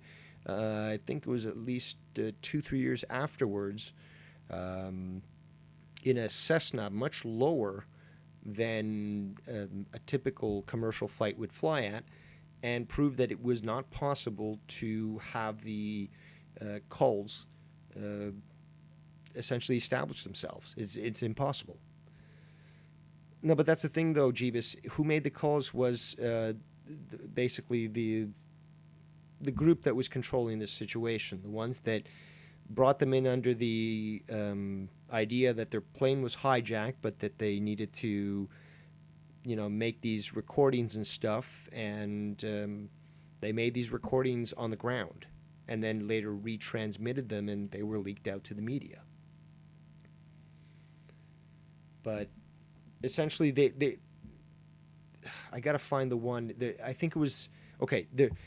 One of the calls was made by, from what I remember, an Asian American flight attendant. And if you listen to her call, there's actually times where she's whispering certain words, like, I think it was like false or hoax. Like, there's multiple times in that, and you got to listen to it yourself. But there was multiple times in that conversation where you can hear that A, she's under duress, B, there's certain things she's trying to say under her breath. There's so much more happening there. But essentially, well, Jeebus, yeah, it is very much like those actors that they do hire to do the false flag events and stuff, but it also works very well when some of the people that are involved in this are actual, real victims, and they're being told to record these conversations.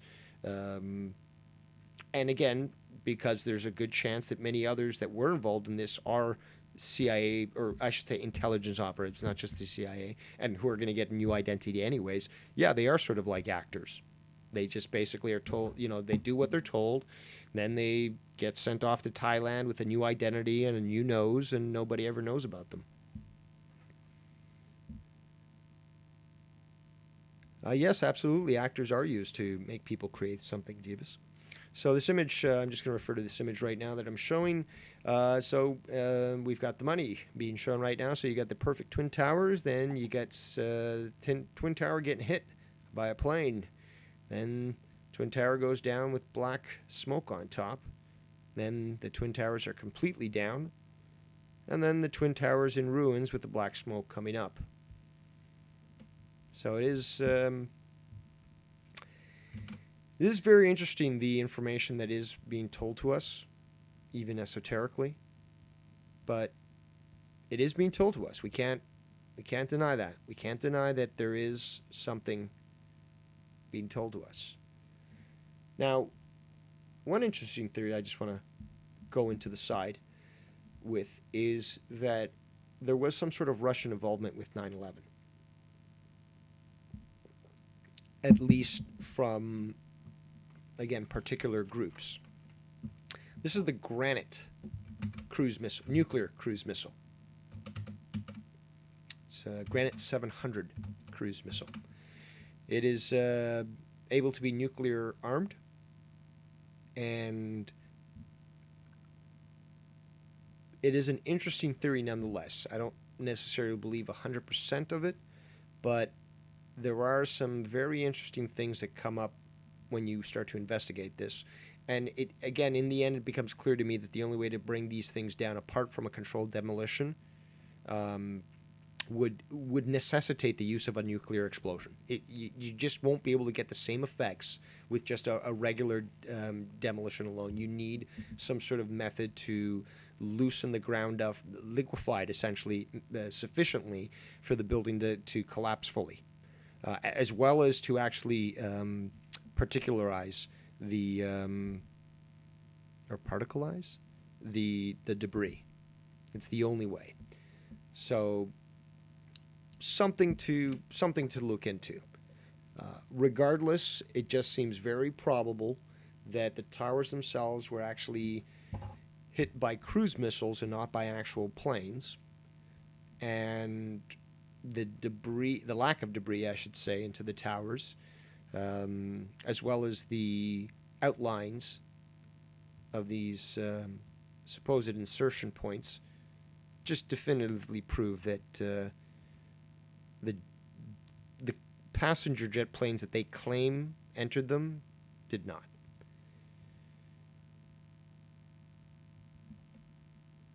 But the evidence does remain out there that definitely something hit it.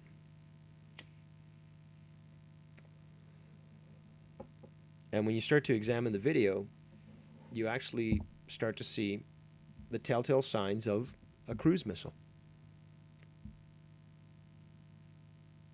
At least in one situation.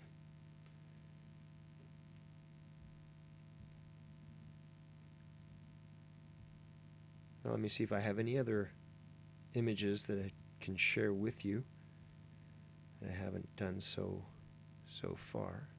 Actually, this is somewhat related.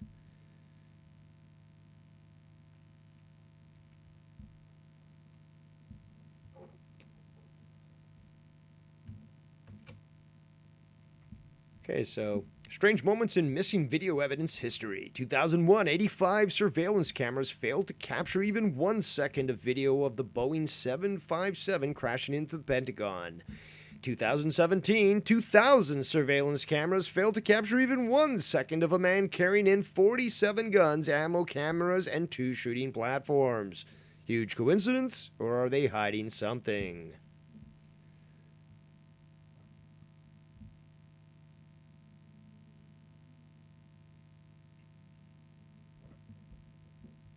Jeebus says, Dave, if you drop a fridge from a tall building, wouldn't there be a smashed fridge at the bottom? Nothing left except dust? No, not at all. Steel is fairly strong. Even aluminum. You're not going to create particulates as you did see. Again, look after the towers came down. There was powder everywhere in New York. Dropping a fridge down from the World Trade Center is not going to cause that. It's not going to cause that total disintegration of something that's built of solid materials. Now let's take a look quickly at this image here. We've got World Trade Center 7, which was not hit by anything.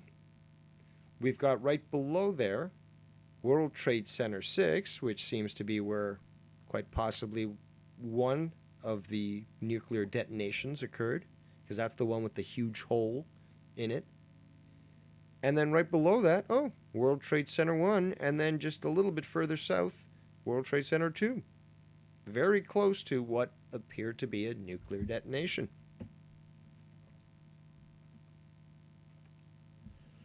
And yes, 718 Project, he says, I always felt Stephen Paddock's images were a message or some esoteric signaling. No pictures of this guy with his eyes open. Actually, later on, a few pictures were released of his eyes open, but because the eyes closed was the one that was initially released at the beginning, it actually did delay and prevent him from being properly identified using biometrics. Coincidence? That's up to you to decide. So, back to the images here, just to give you some perspective.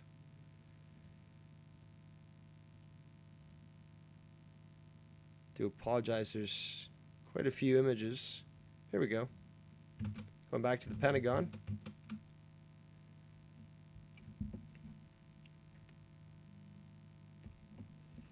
You can see telltale signs of an internal explosion.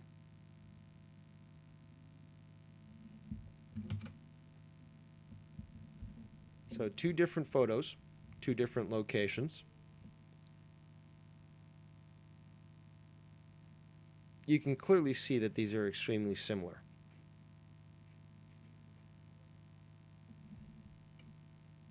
I don't think I need to say much else about this. Back to the World Trade Center. Let's take a look at this.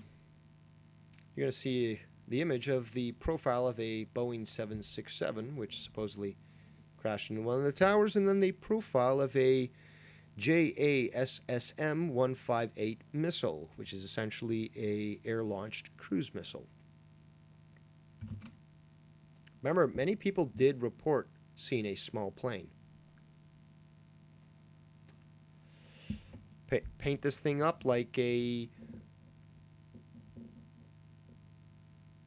carrier jet, like a commercial airline, just as I showed you in a previous image, and many people, again, from that distance, might think that it's a jet airliner.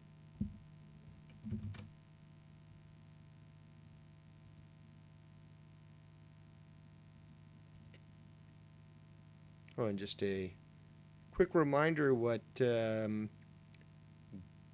globalist democracy and freedom looks like. And if people think that America is the only one that does this, you're confused. It's the globalists that do it. And whatever country that the globalists control will be involved with this. Whether it be America, whether it be England, France, Germany, Belgium, Russia.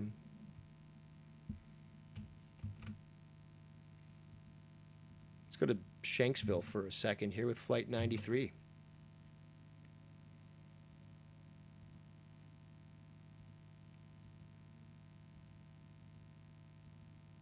Should be evident to anybody that looks at the information that no plane crashed there, especially since no debris was found.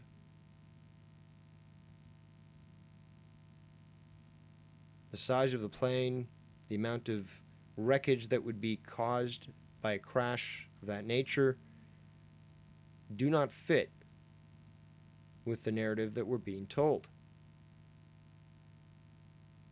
But for some strange reason, we're being expected to swallow it. And yet, all you got to do is take a look at the evidence and see that it cannot be the case. Just like with the Pentagon. And yes, Jeebus says when they closed all the airports, they opened for it for a dozen people. Those dozen people related to bin Laden. How do you explain that and why? I don't know why you want me to explain it as if I'm the one who knows the ultimate reason for it. But logic would dictate that those that would be easily connected to the family that you've been trying to pin the upcoming crimes on for at least 10 years, would need to get out of the country to avoid any scrutiny. Also, remember that the Bush family and the Al Saud family, the ruling class of Saudi Arabia, have been close friends for a long time. They want to protect each other's interests. Yeah, Jeebus, I talked about that earlier. Bin Laden was a CIA operative. He worked with them in Afghanistan to get the Russians out of there, the Soviets, and afterwards he became a loose cannon that was a loose end, and they decided to make him a patsy. I mean, there was an American journalist. I think it was about 2000. I think it was about October, November 2001. Basically, it was right after the attacks, where this American journalist, tracked down bin Laden, used his connections to find him. I think he was in Pakistan at that point, and had an interview with the guy. You can find this video on the internet. And bin Laden at that point straight out said, we had absolutely nothing to do with this. But then you start to see these fake bin Laden videos come out, and you can tell it's not even him, that say, oh, absolutely, it was us, and we praise the action and stuff.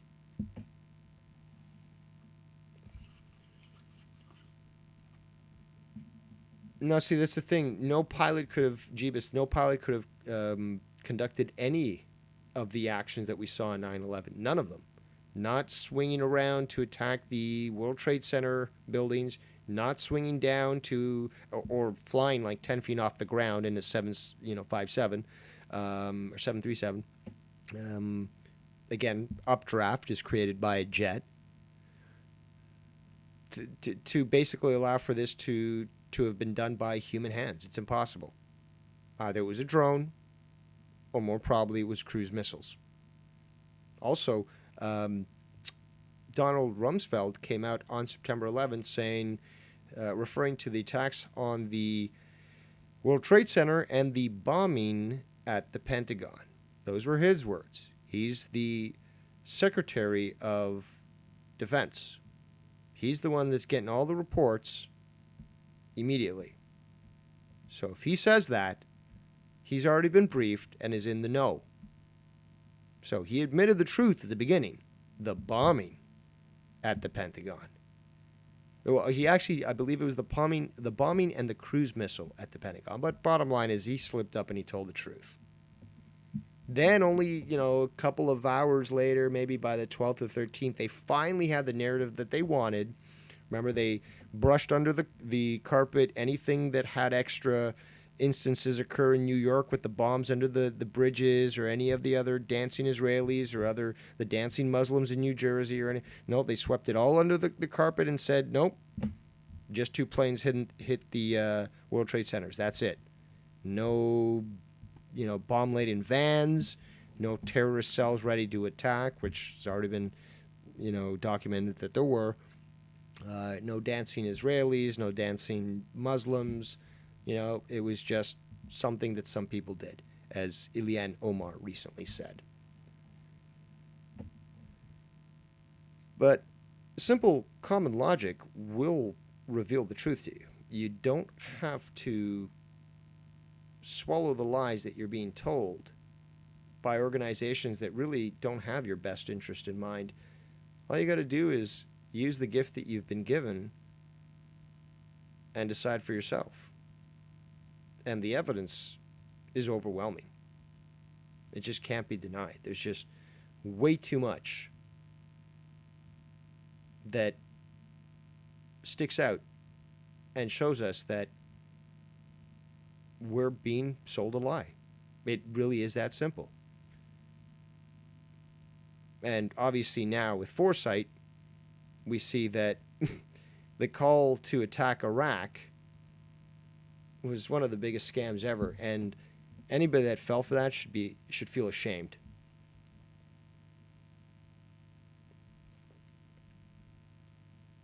Oh yeah, Jeebus says, Dave, didn't insurance just happen to put way more money if something was to happen to the Twin Towers? Absolutely. Actually, right before the attacks, Larry Goldstein renegotiated the insurance policy. So I believe it was $1 billion per tower that he would be paid for. And when the attack happened, so it was very coincidental that he changed the insurance policy so close to September 11th. And then when the attack happened, he then got into litigation with his insurance company and forced the court to declare that because there was 2 towers, it was 2 separate terrorist attacks, which means that he actually ended up making double than what he would have normally had if he didn't sort of force the court to side with him. So he essentially ended up making, billions from that decision. And going to the image that we're showing right now, this is what's referred to as the Elite Network. Obviously a very summarized version. David Icke uses this image as well as other people, but I think it's a good representation for us to show.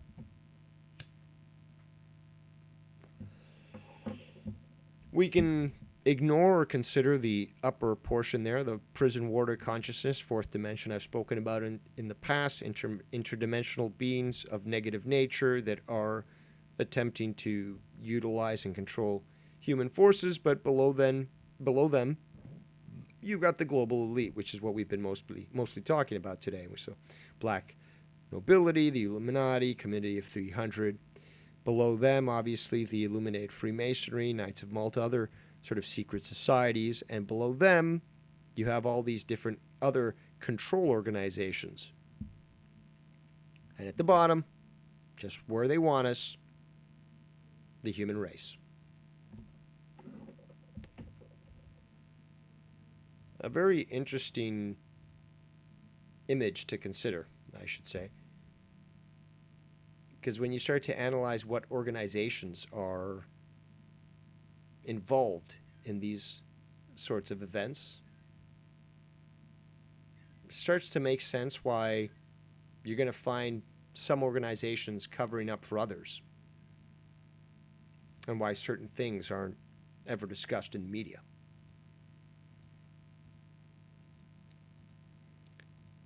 So I think we've done a good run today. We've discussed, I should say, quite a lot, and covered quite a few topics that people had been asking me to cover for quite some time. By the way, I want to remind everyone that The Mueller report came out. Trump is vindicated. No collusion, no obstruction. Suck it, liberals. Suck it, deep state. We know what you were trying to do in the first place. That was an attempted coup. And you failed. Again.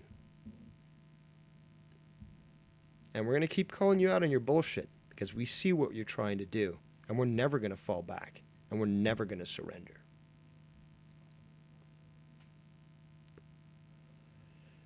Back to the chat. Jiva says, Dave, I heard one of the buildings, I don't know which one, would have had documents were very important to happen to be destroyed. Yeah, it was probably Building 7. CIA, NSA, IRS, many other organizations actually had buildings, or I should say offices in Building 7. And there was actually a lot of, I think it was at the IRS office, but there were some investigations that were going on into, the missing trillions at the Pentagon, and other, government irregularities, and those records were essentially destroyed when Building 7 went down. It was a very efficient way of sort of wrapping up a lot of loose ends and making sure that the deep state could cover up some of their money trails. Again, that's the big thing. Again, those that charge usury, those that charge interest, they need a paper trail. They need it. It's think of it this way. It's like the rules that the Agent Smiths in the Matrix need to follow. But when you recognize that and you know where to look, you know how to work around the system. So if you want to figure out who's causing these problems, follow the money. And you're going to figure it out very quickly. Back to the chat. We got 718 Project says, did you ever get to read the Pope's orders leaked by Assange WikiLeaks? I may have. There's been so much that I've read about WikiLeaks and the dumps. But yeah, it seems like the WikiLeaks, that's why they're desperate to try to cover this up. And coincidentally, Assange, as soon as Assange was arrested, the International Monetary Fund decided to loan Ecuador, the country where Julian Assange had been holed up in their embassy in London, was approved for about, I think, $3.4 billion of a loan. So no such thing as coincidence there. Jiva says, also the spot at the Pentagon, I hear it was a weird spot to hit. Yeah, actually, it was the offices where they were investigating a portion of that $2.3 trillion that was missing out of the Pentagon budget. It also had been recently upgraded to withstand both bombings and missile attacks. So, and there was also the fact that many staff members that worked with organizations within the Pentagon that would have not benefited from this information coming out were not present on that date in that area. Back to the chat. We got 718 Project says he was instructing the church to move away from the Order of Malta. That's interesting. I'd have to look more into that. Order of Malta, again, still fairly involved with the church. And again, the Pope really is a puppet. I mean, if we look at who's really controlling the Vatican, look at the Black Pope. The current Pope is really just a figurehead. And obviously you can tell that because he's saying that, he's basically being the biggest anti-Christian ever, but it's on purpose. I mean, he knows what he's doing. He's not this idiot that people think, well, how can the Pope support abortion or invasions? It's all because he's a puppet. Jiva says, had something to do with the part of the building was hit. Yeah, I addressed that. Apparently, 7118 Project says, apparently, that's why they evicted him from the Ecuadorian embassy.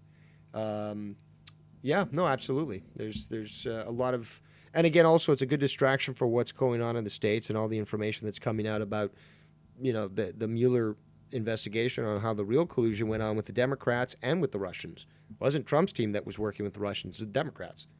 This is well known. Also, by the way, any time the mainstream media tries to tell you that Assange lied, that WikiLeaks wasn't telling the truth about Seth Rich, they're lying, straight out. Seth Rich was the one that leaked the DNC emails, and he was murdered for it. Kim.com, who's in Australia, well-known technology expert and basically multimillionaire, essentially confirmed this as well, but he can't get to the States to testify without them ensuring that he's not going to be arrested.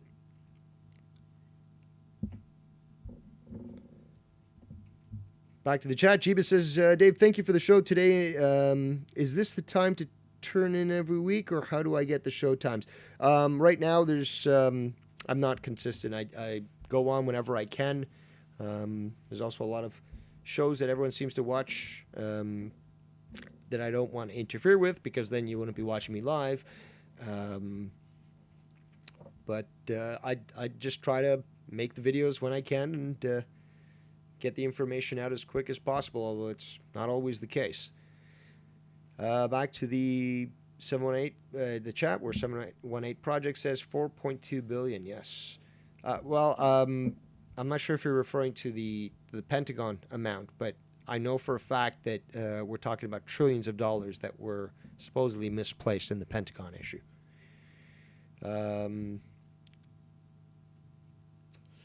Jeeba says, at that time, did Mayor Rudolph Giuliani know? I believe he was probably briefed on how New York was a target, but I don't think that he was briefed to the extent that the White House or Pentagon was, that that according to the narrative, Osama bin Laden intent on attacking the United States using jet airplane. So I'm sure he was aware that, New York was a target, but he probably didn't know exactly, what was going to occur. Only a few people did. And it's better that way. I mean, Bush did not know exactly what was going to happen. Obviously he's well involved with secret societies enough to know that something was going to happen, but that's the purpose of compartmentalization. You don't want the president to know what you guys did on his behalf so that he can use it to his advantage. Back to the chat. Oh, by the way, about Mayor Giuliani, very interesting that after 9/11 he developed cancer, although he did beat it. Many people that were exposed to the dust in 9/11 also developed cancer. That's not just because of all the asbestos that was in the building. It was because the particulates were essentially irradiated by the nuclear detonations that allowed the buildings to go down. Back to the chat.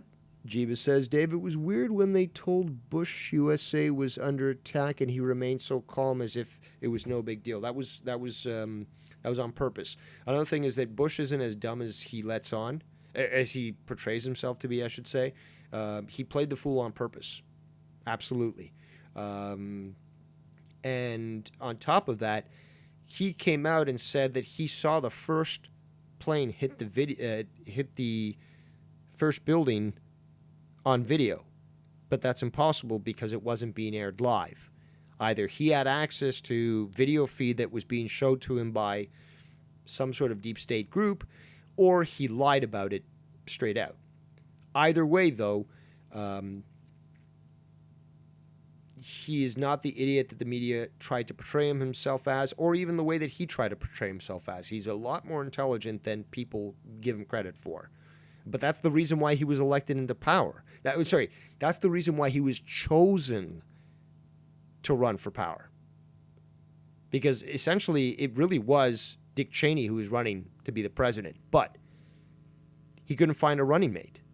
And eventually they scrounged up George W. Bush Jr. And he's like, well, I guess this is the best I got. I mean, and again, Dick Cheney is part of the SES. I think it's security establishment system, but basically it's the shadow government. That's why he disappeared for multiple days after September 11th, is that he was running the government actually in the background under Camp David and under other underground bases, and Bush was just a figurehead being dropped off from one site to the next. But essentially, George Bush, although not the idiot that we think he is, really was just a puppet. It's very similar to Reagan when George Bush Sr. was his running mate, his vice president. Remember, George Bush Sr. actually was a director of the CIA. Coincidentally, right after the time that JFK was assassinated. There's also photographic evidence that George Bush Sr. was there on the steps of the book depository on the date of JFK's assassination.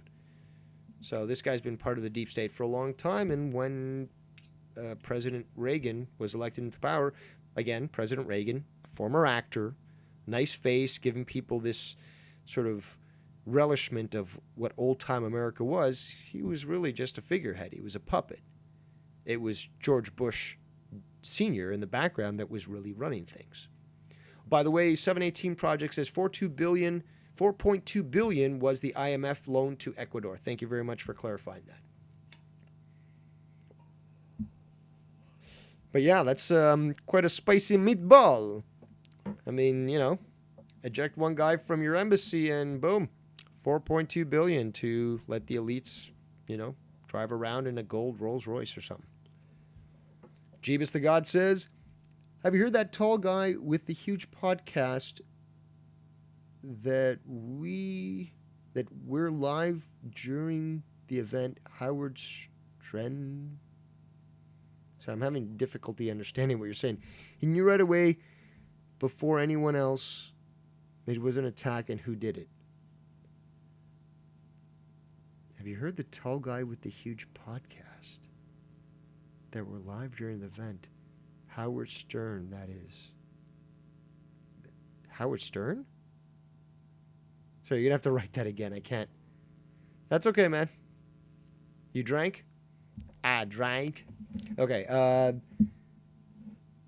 Again, stream was pretty calm too. He said who did it right away. When plane hit, he says it's Bin Laden's. On Howard Stern. See, I didn't watch Howard Stern live when that was happening. I do remember exactly what was happening with me at that point. But I know someone else who was live at that point. There was Bill Cooper, who has been shitted on by Alex Jones, but in November 2001 was killed by the government, and he was revealing too much truth. Look into his great book called Behold a Pale Horse. You can actually download that audiobook, or that book, and you can find audiobooks, I think, of it. He was aware of that. There's another guy called Freeman. That's what he goes by. Just one name, called Freeman.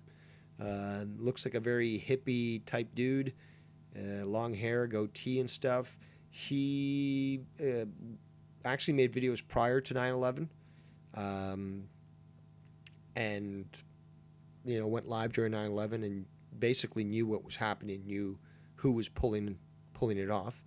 And even Alex Jones, actually, I believe, he came out earlier and warned about it. And I think on September 11th, he actually went live and called it out as well. Back to the chat. Irish Dave Doherty says, do you think the key players in the deep state will finally be indicted? No, I think you spelled everything properly there. I don't think all of them are going to be indicted, but, well, and the reason being is that some people are a little too powerful to actually be drawn in front of a court. But accidents happen. And quite honestly, I'm surprised that President Trump hasn't utilized his executive abilities to have seen more accidents happen on people. because Hillary Clinton, for example, would be a very difficult individual considering the amount of support that she has from massive globalists like George Soros. I can't remember his first name, but Rothschild, that evil-looking Neanderthal-type fucking vampire cannibal. Too much sort of support for her. It'll be very hard to get her rendered or renditioned to, and that's the term the military uses when you basically snatch somebody off the street, send them off to a country where they can be tortured legally, and your government doesn't have any legal repercussions about it. You saw it a lot during the Iraq War and things in Syria and stuff, terrorists being taken out of the States and flown into Syria or Jordan, where they're tortured there, or waterboarded. And waterboarding basically isn't torture, at least not the type of torture you're going to see at Syrian jails or the Iraqi jails, where they hook up your balls to a car battery. But it's going to be very difficult to do that to Hillary Clinton. You might need to utilize an accident to ensure that that head of the Hydra is cut off. I would love to see her put into jail and to face the public scrutiny that would come from her fall from grace. But she's very powerful, and the elites that are backing her up wouldn't want her to speak. They don't want her to indict them. So if Trump can't make an accident happen, then the Rothschilds or Soros or somebody else will make one happen. She's not getting out of this, but she's not necessarily going to be held up fully for her crimes, unfortunately. If it was up to me, though, I would have declared martial law on day one from Trump's presidency. And yeah, we probably would be in a civil war right now, but most of the deep state would be dead. So, but it's easier said than done. Back to the chat. 7118 Project says, Jeebus is 100% correct. I was listening to Stern on the radio on my way to class. They reported a plane crashing into the towers. Then he went into this rant about radicalism. Very, very interesting. Very interesting that what are called talking points are ready to go as soon as one of these events, these strange events, occurs. They always have their talking points. They always know what that narrative is that they're supposed to push. So it's, I would say, very questionable when it comes to something as solid as the story that they came out with so quickly after the event occurred. It's, to me, it's very telling. You can kind of, you see where it's going, and again, when you start to see these patterns, you start to see these clues, it all comes together for you. And again, you can actually predict these things from happening before they happen. You know exactly what's going to happen. And 7118 Project with the save says, Jacob Rothschild IV, Baron. Indeed. There's actually a very interesting image out there where you've got Jacob the Rothschild, like basically pointing his finger into the chest of Prince Charles. Now, normally, if a normal person was even to raise their finger at Prince Charles, his Secret Service would, like, kill you 5 times before you hit the ground. And yet this one guy can basically poke this royal in his chest and nothing happens to him. In fact, Charles will, do whatever he wants.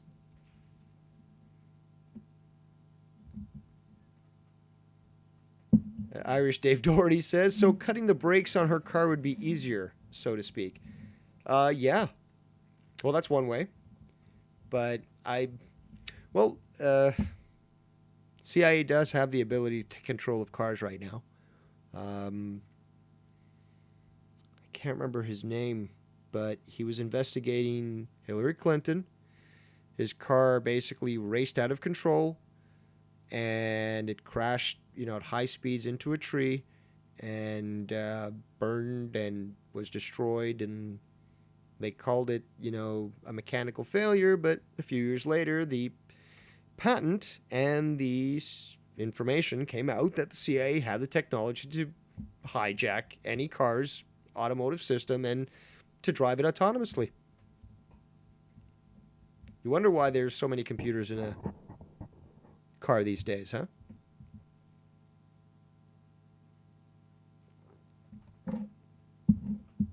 There really is so much that we could talk about. Michael Hastings, thank you so much, 17 Project. I mean, we already know that the Clinton body bag lineup is like huge. It's literally hundreds of people. So forgive me if it's hard to remember the name of every single person that's been murdered by Hillary and Bill Clinton and their, groups of assassins. But yeah, it was Michael Hastings. And here's something very interesting that I wanted to touch upon quickly, is that, and I read this actually earlier today, is that although I could provide sort of the sources for all this stuff, and I do try to provide as many sources as possible, I can't necessarily provide how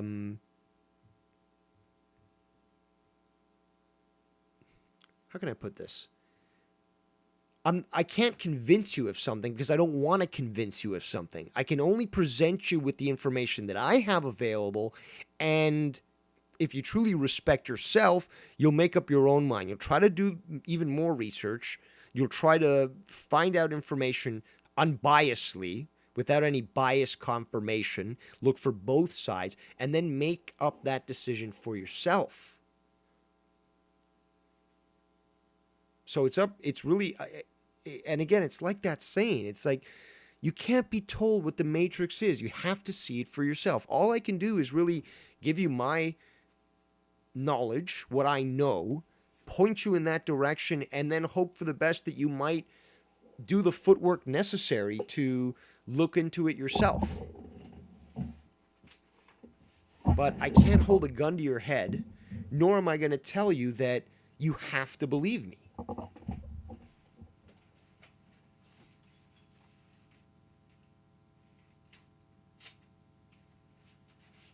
I think it's important that I, again, reiterate that, because it's not my job to convince you. It's not my job to save you. All I'm trying to do is just share what I know. And if there's something that you can share with me for me to learn, all the better. I don't know everything. I'd love to, but that's an impossibility. All I can do is just try to be open and honest with myself, so that I'm open and honest with whatever truth I might find. Because the biggest challenge is trying to remain unbiased when you're searching for truth.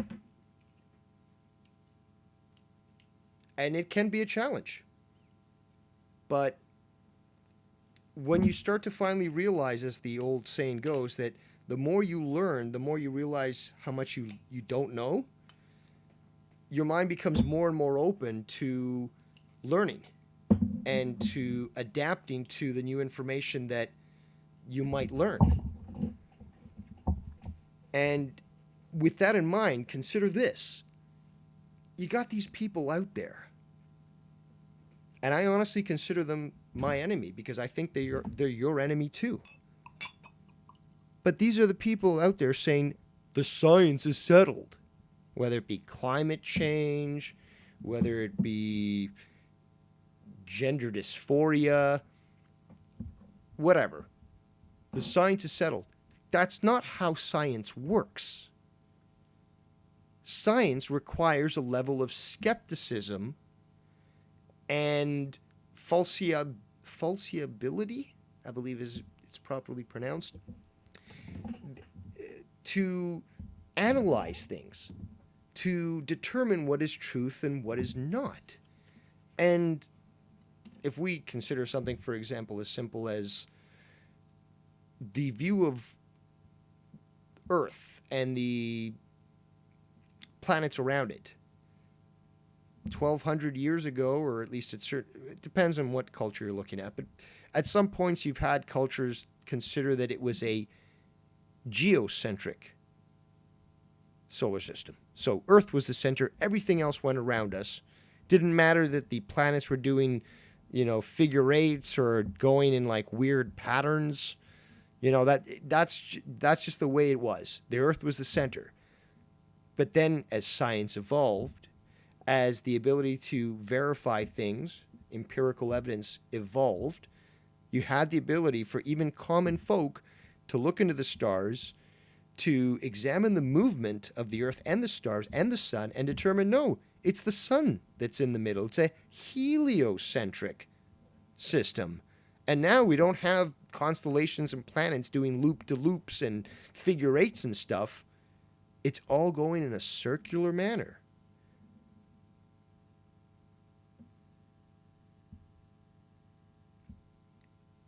So back to the chat here. We got Irish Dave Doherty says, in my mistaken, Trump WVWN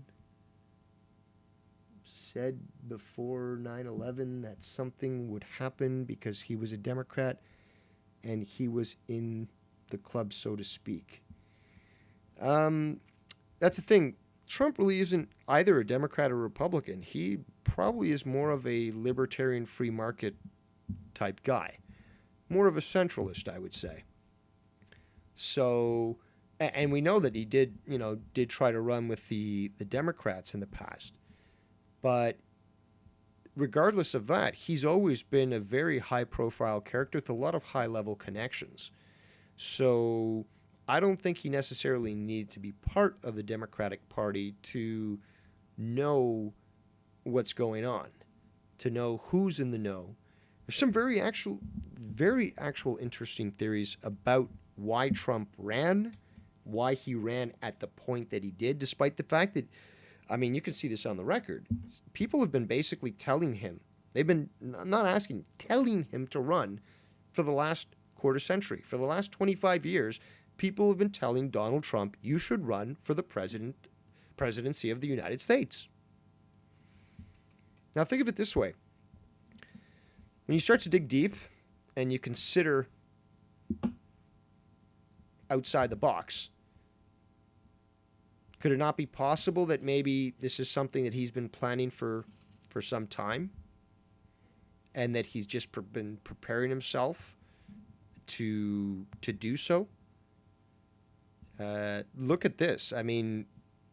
They're attempting to put all these scandals on Trump, and they found basically nothing. And you've got the Stormy Daniels thing, which I think is a joke anyways. But okay, let's go with the worst case scenario. He committed adultery, which, again, you've got supposed righteous Christians or Jews in the Democratic Party who have raped kids, so fuck off with your calls about adultery.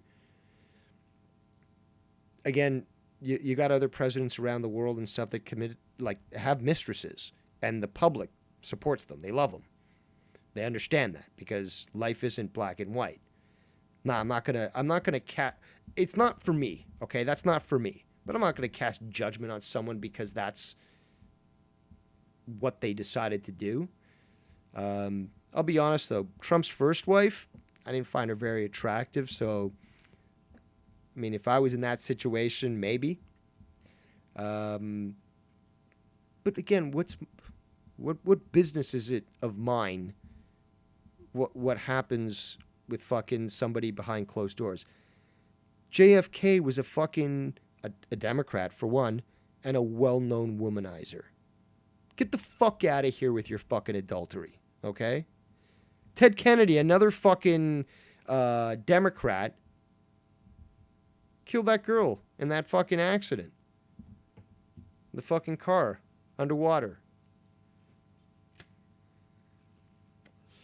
So, okay, Stormy Daniels paid off some porn star that he had sex with, you know, so she won't talk about it and stuff. So, it won't make his brand look bad. Well, people have done very similar in the past with other people. Okay, fine.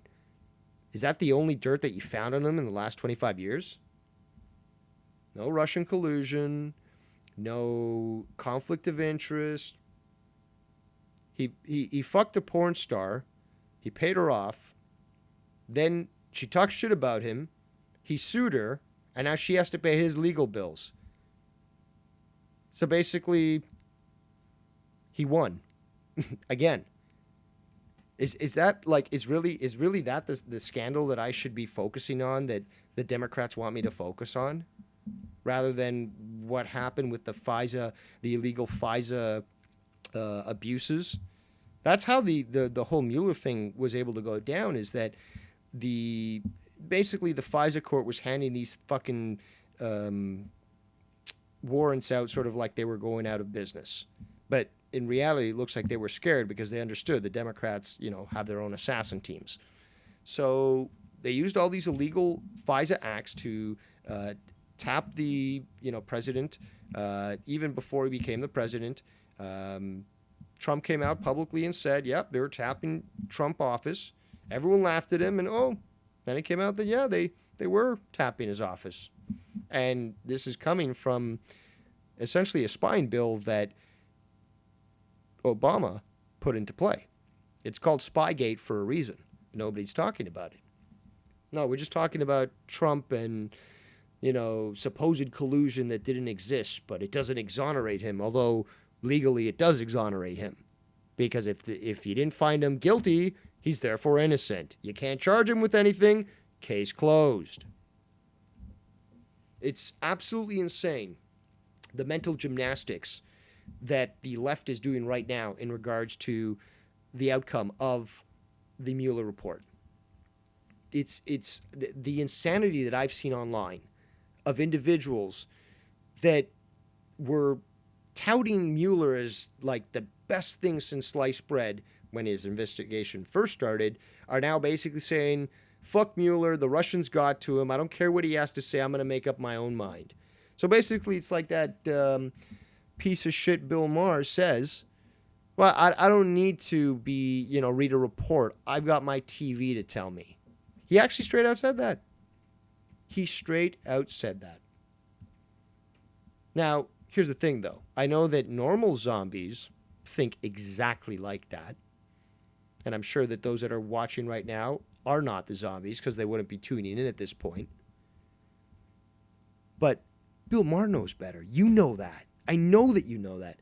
Bill Maher doesn't believe a word that he's fucking saying. But he knows his audience. He knows, and it's not just Bill Maher. It's every single fucking late night show host. They know their audience.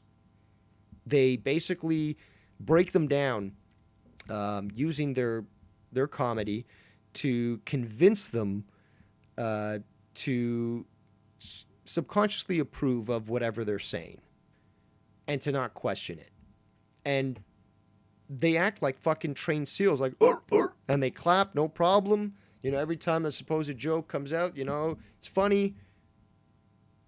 And if you start to take a look at it psychologically, and many people have, and actually written reports about it, the way that they put together their comedy is actually psychological brainwashing. They do it no matter what. They say something, then they use a logical fallacy to try to poke fun at it. They initiate laughter from the audience, which sort of then tells the audience, yes, here's your pat on the head, here's your treat, you did the right thing. So the audience, laughs and applauds. There's another response, another quip, you know what I'm saying? Orange man bad. And the audience again goes into that psychological form to, I received approval, more clapping, more laughing. And it essentially, and I've got to find this image because it's a great image because it breaks it down point by point on how this works. But what you're seeing with the late night shows essentially is brainwashing, and that the way that they try to do it is a form of virtual affirmation, where they're trying to convince the viewer that when you agree with them, like when, okay, the way that they do it is that when they initiate laughter in you, it's creating a psychological response, which is then telling you, okay, um, I, I'm receiving approval, but I'm also doing the right thing. You know, kind of like, well, there's a lot of different type of experiments that have proven this sort of thing. I don't want to bog us down in all these little details, but they have a big, these late night TV shows. I hate them. And there was a point where they were hilarious. There was a point that they were so funny to watch, and even if they did discuss politics, it was unbiased compared to now. They'd make fun of everyone across the board, and it was more jovial and more superficial. It wasn't, these really deep seated, and deep rooted hatred that we see right now. It's malicious now. It's not comedy, it's malicious sort of shows. So let's go back to the chat here. Not sure if I read this, but Irish Dave Doherty says, all the shows I've seen him go on, they all kept asking him if he was going to run before he even thought about running. No, absolutely, yeah. They've been, it's been something that it seems like many people have been wanting to see for a while. But it's also interesting that you have some of these show hosts and stuff that are puppets to a higher power that are asking this. So obviously it's coming from the higher powers that are asking this. So it's quite probable that many of them thought that he would play ball on their side. So that can also explain the rage that we're seeing right now because of sort of portrayed betrayal that he did sort of basically against them. Now, we've been going on for quite some time here. I definitely didn't expect to go on for this long. After all, it is Easter, Good Friday, and I expected many to be either with their families or doing something else. But I do appreciate you joining us, and for all those that did join us.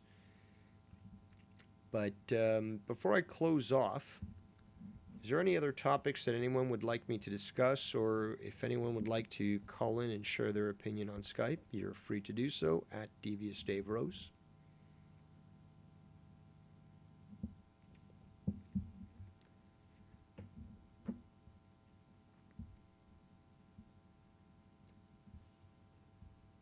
But we definitely did talk a lot, obviously, almost 3 hours, and we got to talk about some very important topics that are going on today, which I think is just important that we share this information out because we're not going to get it from the mainstream media.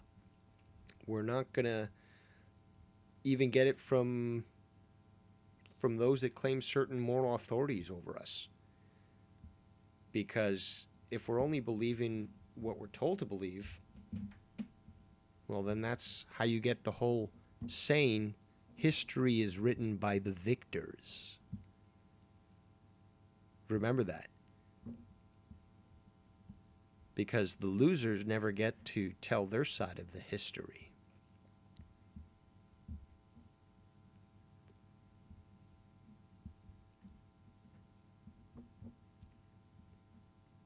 All right, I'm just going to wait a little longer to see if we get any final interaction here. But like I said earlier, I do appreciate that I do appreciate those that joined us here tonight, everyone that may have been with us since the beginning or those that may have popped in and out.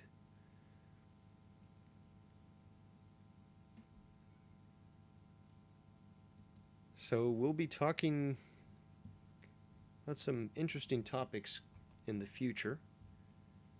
I have quite a long list of topics that I still want to get to.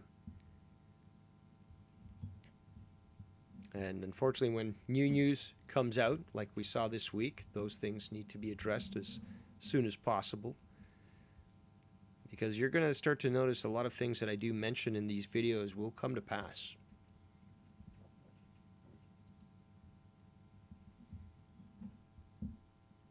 "718 Project says, on the next show, can you get into Jordan Maxwell, Bill Cooper, breathing down esoteric knowledge and symbolism?" Absolutely.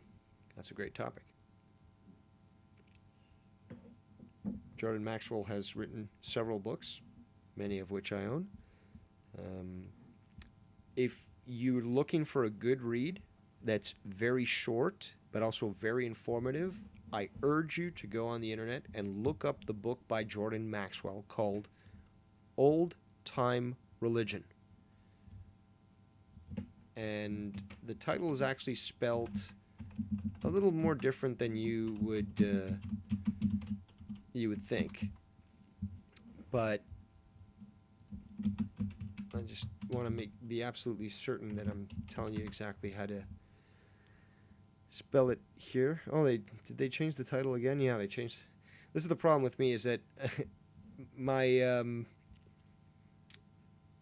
I've got a lot of information that are originals. So I'm using, like, the titles that I look for are the old titles. And that has actually caused me problems in the past. I looked for one book for a decade, fucking literally 10 years to try to find it, only to realize that the authors changed the name during the publication. It's hilarious. But if you just keep searching, you'll find it. But Old Time Religion.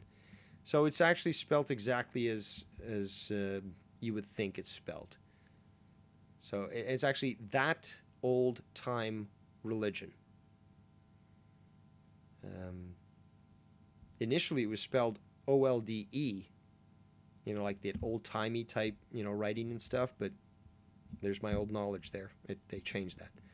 That Old Time Religion, I just looked it up on Google. You can find the PDF to download. You can actually find the book actually in text-to-speech.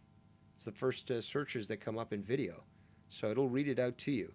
Jordan Maxwell knew quite a fair bit, connected a lot of information, and you're going to understand a lot more in regards to the origins of religion. That's a very important thing to understand, symbolism and structure in society. So you're going to understand basically why the constellations are important to religion. It'll blow your mind. It's a very quick read. I personally love books. I love to hold books, but I understand that not everyone can get out to a library or to a bookstore to get this. So you can actually download this as a PDF, read it on your tablet or your phone or whatnot, or you can just play it in the background using the text-to-speech thing, or the videos that have the text-to-speech already done. I think there's websites where you can actually take the link, paste it into the text-to-speech website. It'll read the thing off for you. So there are ways to try to quickly disseminate this information. Same thing applies for Bill Cooper. Now that's a lot harder. His book, Behold a Pale Horse, I think it's like 500 pages long. It's a thick thing. It's like 1.5 inches thick. Great book. Very good book. But it'll take time to sort of get through. And the biggest thing about these books is that sometimes you need to take a moment to sort of like digest what you're reading, because it really like loads down a lot of information into you. So you have to take a moment to sort of like examine your knowledge of history or something, and then start to fit these pieces in. And usually they're pieces that are being fit into sort of like empty puzzle spots where you might not necessarily have had any information there before. But take it slow, digest it, and more importantly, try to understand it. Don't necessarily just rush through it. Bill Cooper, like I was saying, a lot of great information on a lot of different topics, not just the elite. He talks about UFOs, the faking alien invasion. I've got a lot of images that, and again, this book I think was written in 95. He laid it out, point by point on how the media was going to be used, how the military-industrial complex was going to be used to take further control into the United States, including the further militarization of the police forces. So you're going to find a lot of information with that. But on that note, I'm going to end the show. Thank those that have joined us. And, as I like to say, keep your eyes to the sky. I'm Devious Dave Rose, and I'll see you next time.